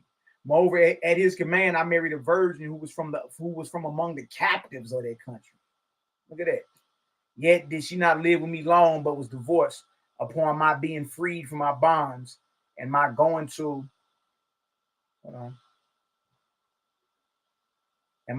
Alexandria. All right, this boy getting wives and all that to sell out. However, I married another wife at Alexandria, and I was then sent together with Titus to the siege of Jerusalem, and was frequently in danger of being put to death, while both the Jews were very desirous to get me under their power in order to have me punished, and the Romans also, whenever they were beaten, supposed that it was occasioned by my treachery, and made continual clamors to the emperors and desired that they would bring me punishment as a traitor to them. But Titus Caesar was well acquainted with the uncertain fortune of war, and returned no answer to the soldiers, vehement solicitations against me.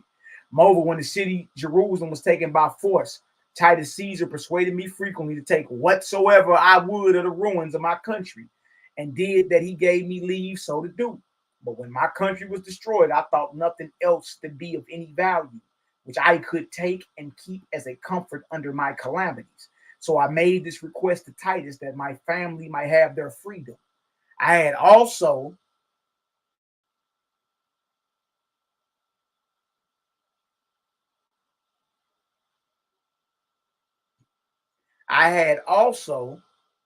the holy books by Titus. Titus is what? Concession. He got the holy books from Titus. Right there. I had also the holy books by Titus's concession. Got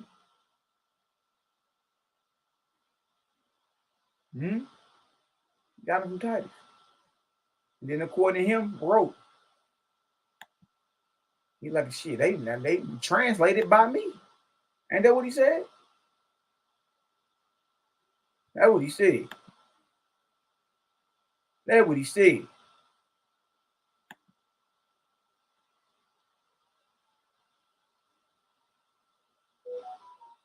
That's what he said.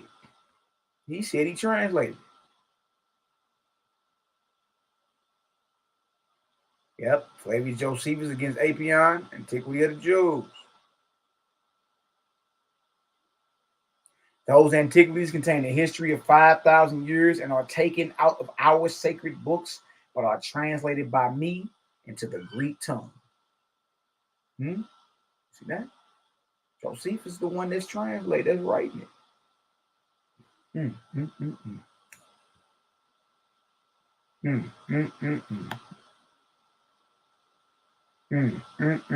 Somebody mad, boy. Somebody mad.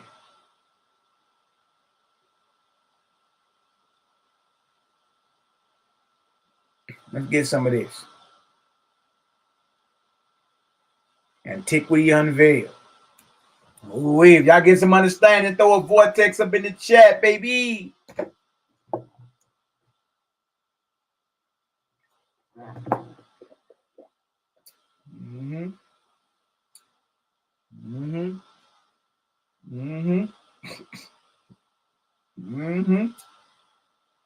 This right here is a spirit book, a channeled book, actually. Dude interviewed a medium. And a lot of these spirits, a lot of these characters from these ancient times start popping up and explaining what was going on. You know what I mean? Very, very marvelous and startling. But look at this. I'm going to read some of this, and I'm going to get up out of here. Make sure nobody get in. Nobody in the back chat right now. We good. All right, Antiquity Unveiled. Antiquity Unveiled. Ancient voices from the spirit realms. I see that.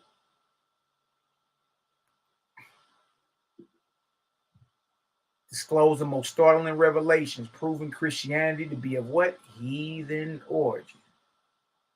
This was published in 1912. All right.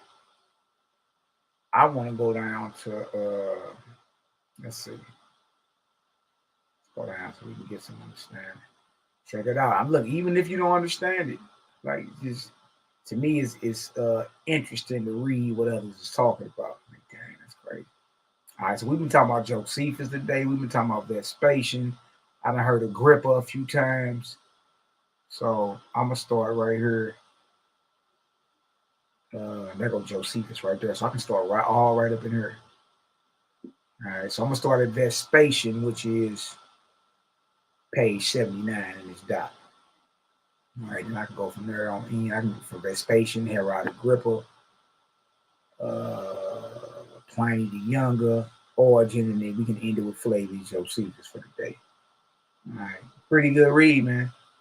Pretty good read. Blow your mind. Now, remind you, these are the spirits of these men returning after 2,000 years to explain the quote-unquote origin of Christianity. All right? It's an interesting conversation, I must say. I must say. All right. That's a long read, too, man. It's like 700, 800 pages. All right, so what page is this?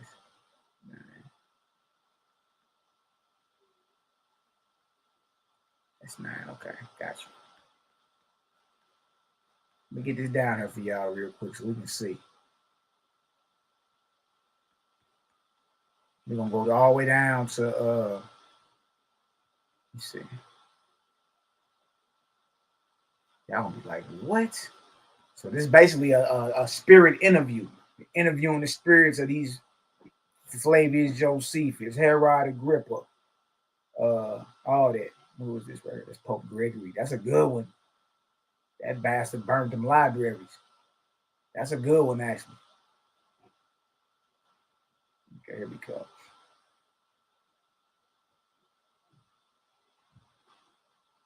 Right here.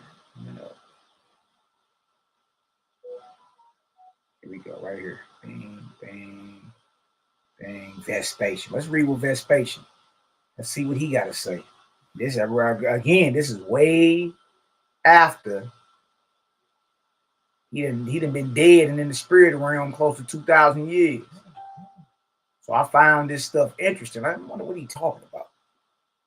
And even if you agree with it or not, you know what I mean, just trip off the answers. All right. Now this is supposedly Vespasian. Look at this. I greet you, sir. I might as well introduce myself before I proceed to give my communication.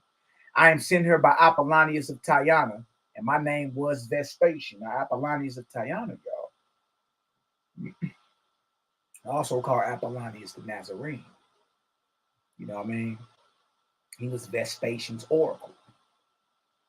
Yeah, and he tell you in this book that everything you read about from Paul to Jesus, even down to John the Revelator, it's a plagiarization of his life.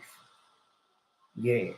So being that Apollonius was the oracle, the spiritual advisor to Vespasian. Look at this. Look what he said. I am sent here by Apollonius of Tyana, and my name was Vespasian. I commanded the forces at the taking of Jerusalem. I was afterwards an emperor. Amongst the Jews at that time, there was no account of such a person as Jesus of Nazareth. Oh.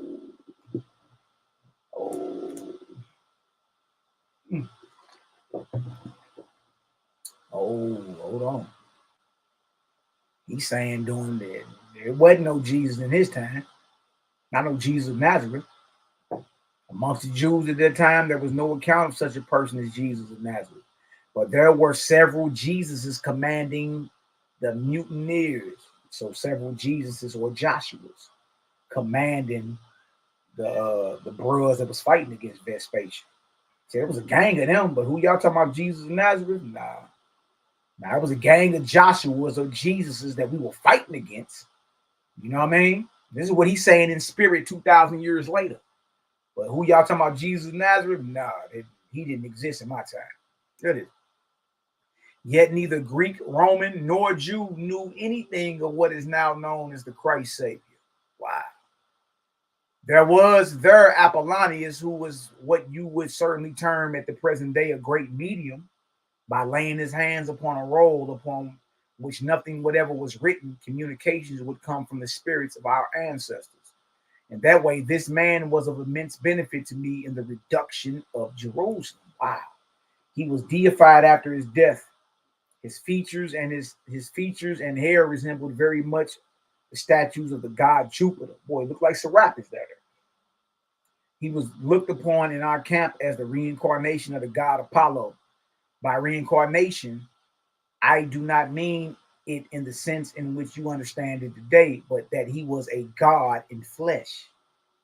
The real truth of the whole affair was that this man was a medium, and all his teachings were identical with those in the God book of the Christians. Like, look, who y'all reading about? Vespasian saying, dude was my spiritual advisor. That wasn't Jesus of Nazareth, that was Apollonius of Tyana. That's crazy.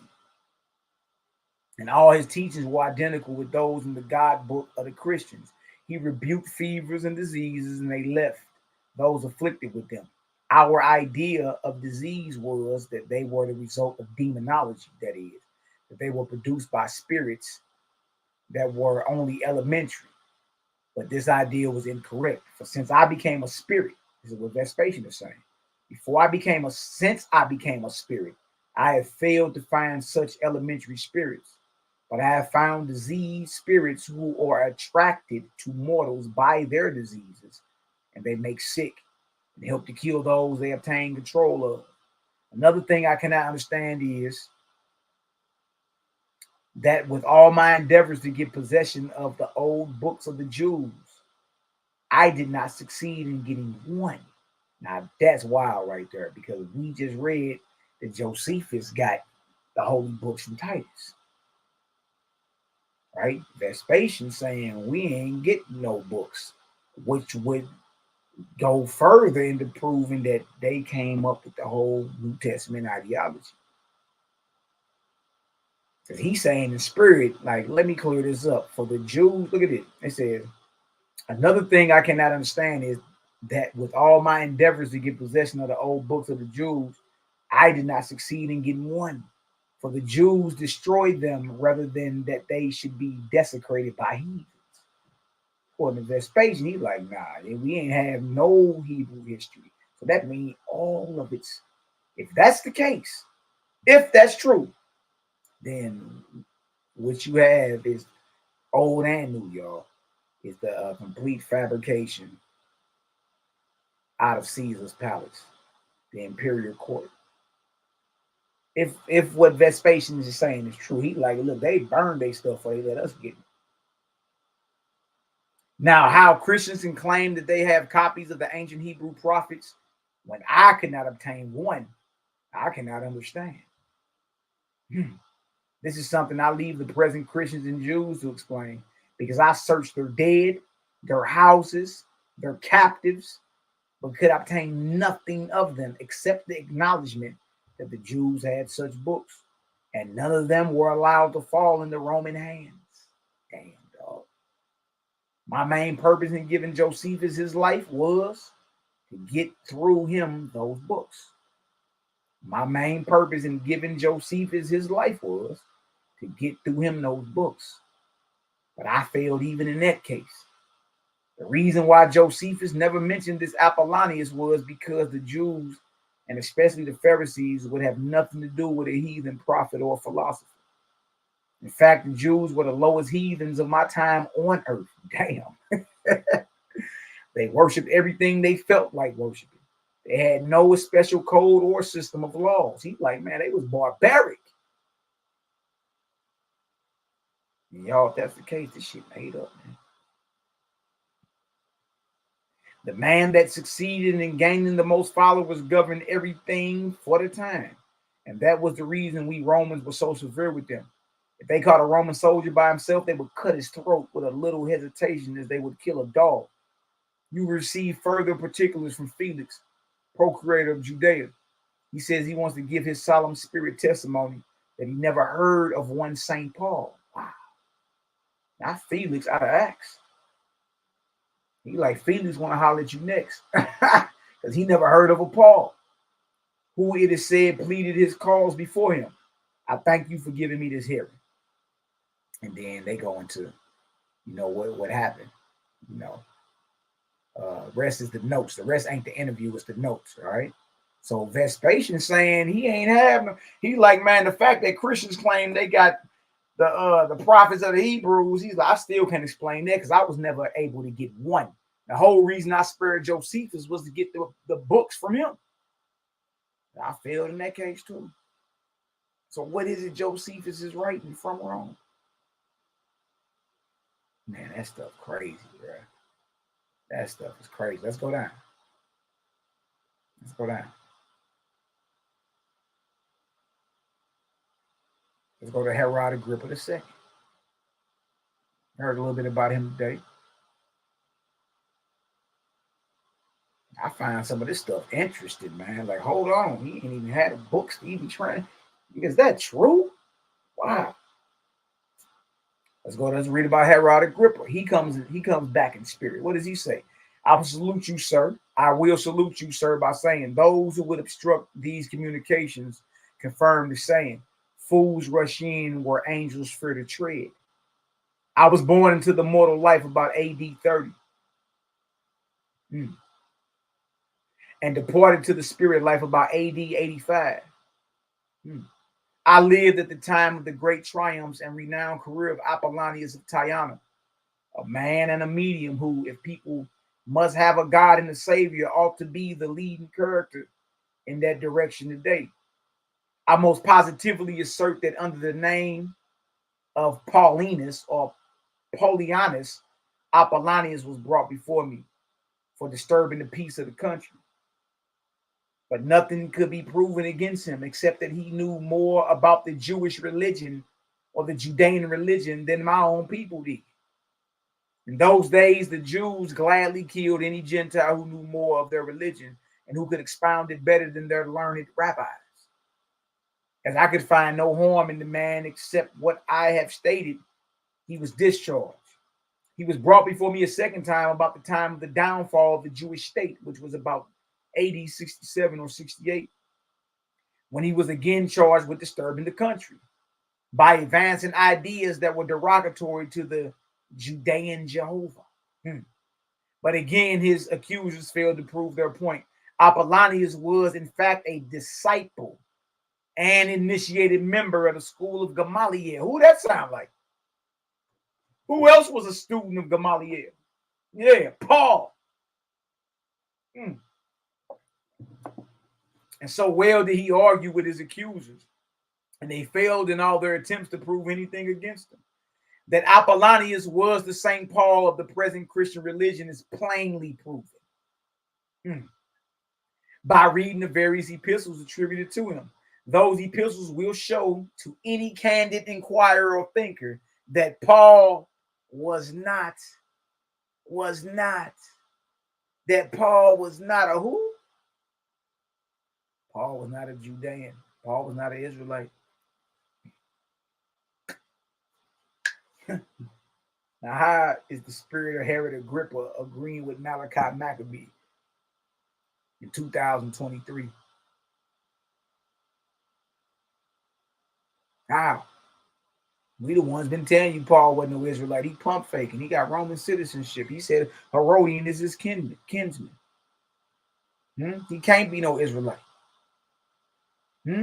He said that Paul's letters, all you got to do is read the letters. Those epistles will show to any candid inquirer or thinker that Paul was not a Jew. So how, and I just start reading this. So how do I arrive at the same conclusion that this book arrives at? And this is coming purportedly from the spirit of Herod Agrippa II. And he's saying, who y'all calling Paul? That wasn't nobody but Apollonius. Paul wasn't no Israelite. Wow. Everything therein goes to show. Look what Herod Agrippa, look what Agrippa II is saying about your boy Paul. All right. Those epistles will show to any candid inquirer or thinker that Paul was not a Jew. Everything therein goes to show that he must have been a person well versed in Greek. And just such a writer and thinker as was the great Cappadocian sage Apollonius of Tyana. The last time during my mortal career that I met Apollonius was in the camp of Titus before Jerusalem about AD 70. He was, so him, Josephus, all of them was there.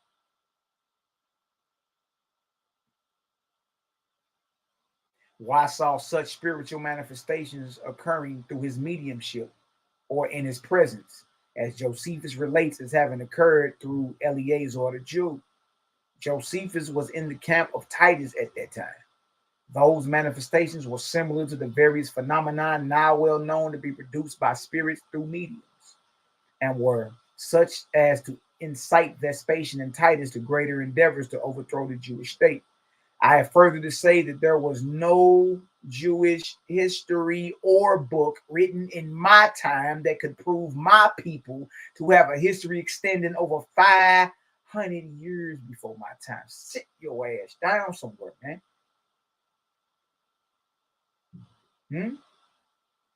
Same thing Vespasian just said. Said, nah, man. We didn't get their books. They would have rather burnt their books. They ain't had no type of codes or laws and that. They'd have burnt their books before we got them. On you not spared Josephus so Josephus can get the histories. Agrippa is saying right here, I have further to say that there was no Judean history or book, Torah, Tanakh, written in my time that could prove my people to have a history extending over 500 years before my time. The sacred writings all took their present shape in the days of Ezra the scribe. This communication is not from a Jew or the Jews, but it's from one who despised them, because they would never submit to be properly ruled and were always in a state of anarchy. Yeah, the Messianic bros. They were bigoted on all points, and it was their bigotry that destroyed them as a nation. My name was Agrippa Herod the Younger. I was king of Judea. Wow. Y'all get this antiquity unveiled, man. To me, it's just interesting to hear what these spirits is talking about. But according to Agrippa and according to Vespasian, they ain't getting no books. They ain't getting no books. He's like, man, we ain't had, in my time, we didn't have nothing that went back more than 500 years. Wow. Now, that means everything is backdated. Here we go. We believe in every period, every sentence, every semicolon. You know what I mean? Pliny the Younger, that's a good one too. I'm gonna get on down to Josephus though. Let's see what he got to say. Oh, this is Origin. Oh, this is Origin. Yeah, this Origin. This him, Eusebius, and all them. They was like, you know what I mean? They was right there with Constantine, forming Christianity. Let's read him too. Claimed to have been a Christian father.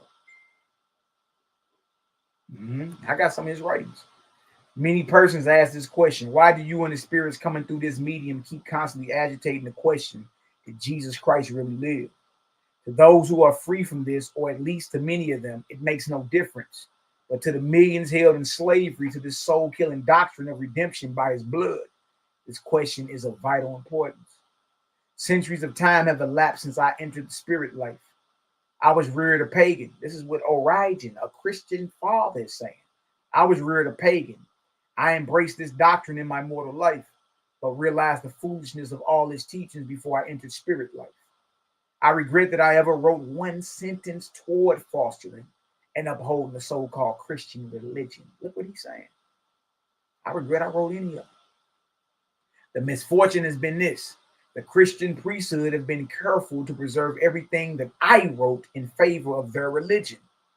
But they have been equally careful to destroy all my written denunciations of it. Like, they keep what I wrote in support of it, but y'all done burnt everything that I wrote speaking against it, at least so far as they possibly could. I was young when I first learned of Christianity. It appealed to my art nature so strongly that it subject my reason to a passion for religion, and especially for that religion. But I was matured in years. I became perfectly aware of the weak points of Christianity. And the more I studied it, the weaker the fabric became. And because I became an infidel to that foolish teaching, I was accused by my contemporaries of having relapsed into paganism. By the great divine, I heartily wish I had never had anything to do with it. I am called one of the Christian fathers. I deny the statement because I do not want to be understood as the father of any religion. All religions are founded upon untruths, and they must and will all go down together. I here declare that Christianity and so-called paganism are identical, for the one is the outgrowth of the other. All the evidence I could collect in my mortal life about their so-called Jesus convinced me that no such person ever lived, and turned me against the Christian religion. I could find no evidence as to the existence or place of the birth of this Christ. There was not a scrap of authentic evidence to be found as late as the year 180 of the Christian era that afforded any reliable information in relation to this so-called Jesus Christ. The whole of the narratives in relation to such a person were derived from the Greek and Egyptian god makers. Bag drop, boy. Bag drop, boy. Egyptian and Greek god makers. What is we even talking about here? That's what Serapis is. A made-up god by the Egyptian and Greeks. The whole of the narrative in relation to such a person were derived from the Greek and Egyptian god makers. I believed as a mortal and as a spirit, I now know to be the fact. There never has been and there never will be, so far as I can learn as a spirit, any interference whatever between God and man. But men and women have been interfered with by spirits, many of them with good purposes, but legions of them the devils of the spirit life. It is these poisoned and darkened human spirits that hang like a whip of scorpions over the earth to lash mortals for the errors they have made and are still propagating. I have acquired a true knowledge of these things as a spirit. Therefore, I affirm that I have made this communication honestly and have told the truth and nothing but the truth as I hope for eternal happiness. I was known when here as Origin.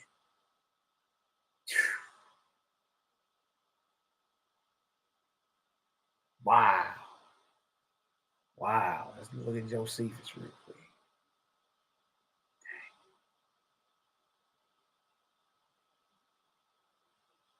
Get on down to Josephus. Y'all can see right there. Flavius Josephus.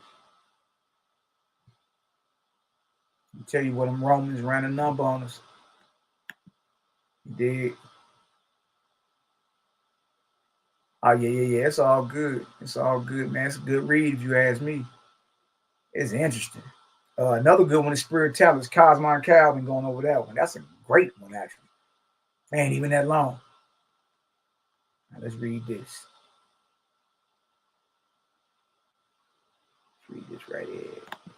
We're going to read about Josephus, and then we're going to close on out.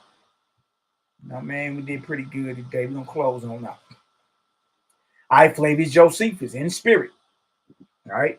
I greet you, sir. Centuries have rolled away since I passed from my earthly labors. There are things in the spirit life that are too deep for mortal comprehension. Away in the higher realms of spirit life, there are prepared for you such stores of spiritual manna as you cannot conceive of, which will be poured down upon you as soon as you open up the conditions that will render this possible. The obstructions to this event is not so much in spirit life as among mortals, on account of the density of your organism as compared with the spirit organism. You have the atmosphere around so psychologized that it is wonderful that a refined spirit can come to you at all. To do so, for such a spirit is like a strong swimmer almost exhausted by buffeting a swift current. For a sensitive and refined spirit to force itself back to earth and manifest through a medium is in every way more exhausting. To this point, the control of the medium seemed imperfect. That is primarily preliminary to what I want to say to you at this time. My life was an eventful one. I lived at the time of the final overthrow of the Jewish nation, which was foretold by our seers, clairvoyants, and trance mediums. I am here today to testify in regard to a question which is of vital importance to humanity and to untold millions of spirits also. It is in relation to the correctness of the doctrine of salvation through a Savior. It has been claimed by historians and writers that I was an Ebionite Christian. I positively deny the truth of that statement. I was a Jew of the sect of Pharisees, and at no time leaned toward the Sadducees or to the doctrines of the Essenes. I lived to see my nation dispersed and scattered. At the time when I wrote my histories, there was no such man as Jesus of Nazareth, a doer of wonderful works, and any person of ordinary comprehension can see that the passage in which it is said I referred historically to such a man was fraudulently interpolated by some Christian copier of many of my history. First, it interrupts the narrative which I was writing at that time. And in the second place, I always gave all the facts that I could glean concerning those persons of whom I wrote. And if so important a person as this Jesus has been represented to have been, had lived at that time, I would have given a full description of him. There were no Christians at the time of my retirement from public life. In the year 100, in the reign of Trajan, you hear that? There were no Christians at the time of my retirement from public life in the year 100, in the reign of Trajan. Christianity was the subsequent outgrowth of all the mystical religion systems previously existing. If any person will attentively examine the four Gospels, it will be found that all kinds of pagan worships are there expressed to the understanding of those who were initiated into a knowledge of their true meaning. And the final secret of the whole affair is to be found in the blue vault of heaven, being none other than a modified Sabiism, the worship of the sun, moon, planets, and stars. The Jews were in many respects the same, and their idolatry consisted in symbolizing the signs of the zodiac. So general was this kind of star worship at the outset of the so-called Christian movement that the founders of that religious system at first but slightly deviated from the older religious teachings. But as that system struck deeper, they sought to disguise chicanery and interpolation of new expressions in the writings of the older authors, the nature of their religion, in order that the masses should never know that important fact. There is no priest nor clergyman living today who can deny what I have here set forth. If they tell the truth, the only alternative for those who still persist in this work of concealment is whether they will confess this truth before mortals or whether they will wait to be forced to confess it before the immortal spirits. It is only a question of time. See, eventually you have to confess it. It's what it is. It is only a question of time. To all these so-called spiritual leaders, I will say, you will have to return. You will have to return to the only religion ever given by God to man, and that is direct communion with the spirit world, pure and uncontaminated with pride and selfishness. This is the Christ. This is the Messiah. This is the light that is to save all men. Yours for the perpetuation of truth. Josephus, dang. He said you got to return to the only religion ever given by God to man, and that is direct communion with the spirit world, pure and uncontaminated with pride and selfishness.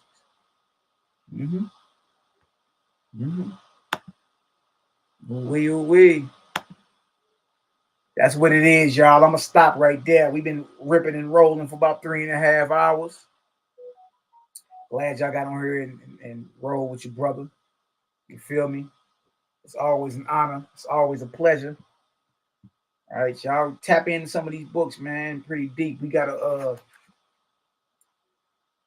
we're working on some cosmogony presentations for y'all. That's gonna blow y'all out the water. We've been in contact with electrical engineers who have friends in high places dealing with NASA, and we about to really take this creative gang thing to the right platforms where people are talking about these things and getting understanding. You got people that's PhDs and been into astrophysics and electrical engineering for 40 years and still don't understand what ether is.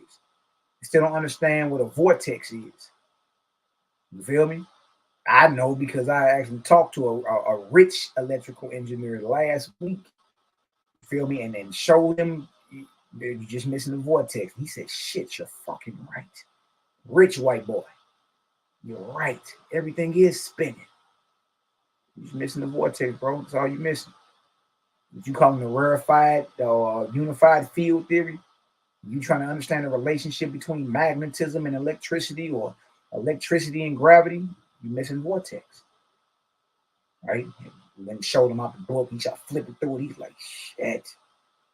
Dig. So that's where we at with it, y'all. You feel me? If y'all ain't got no questions or nothing, I'm gonna slide on off, man.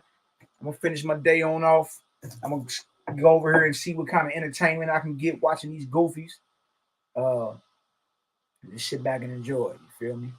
But if y'all got some understanding today, go ahead and throw me a vortex up in the chat, baby.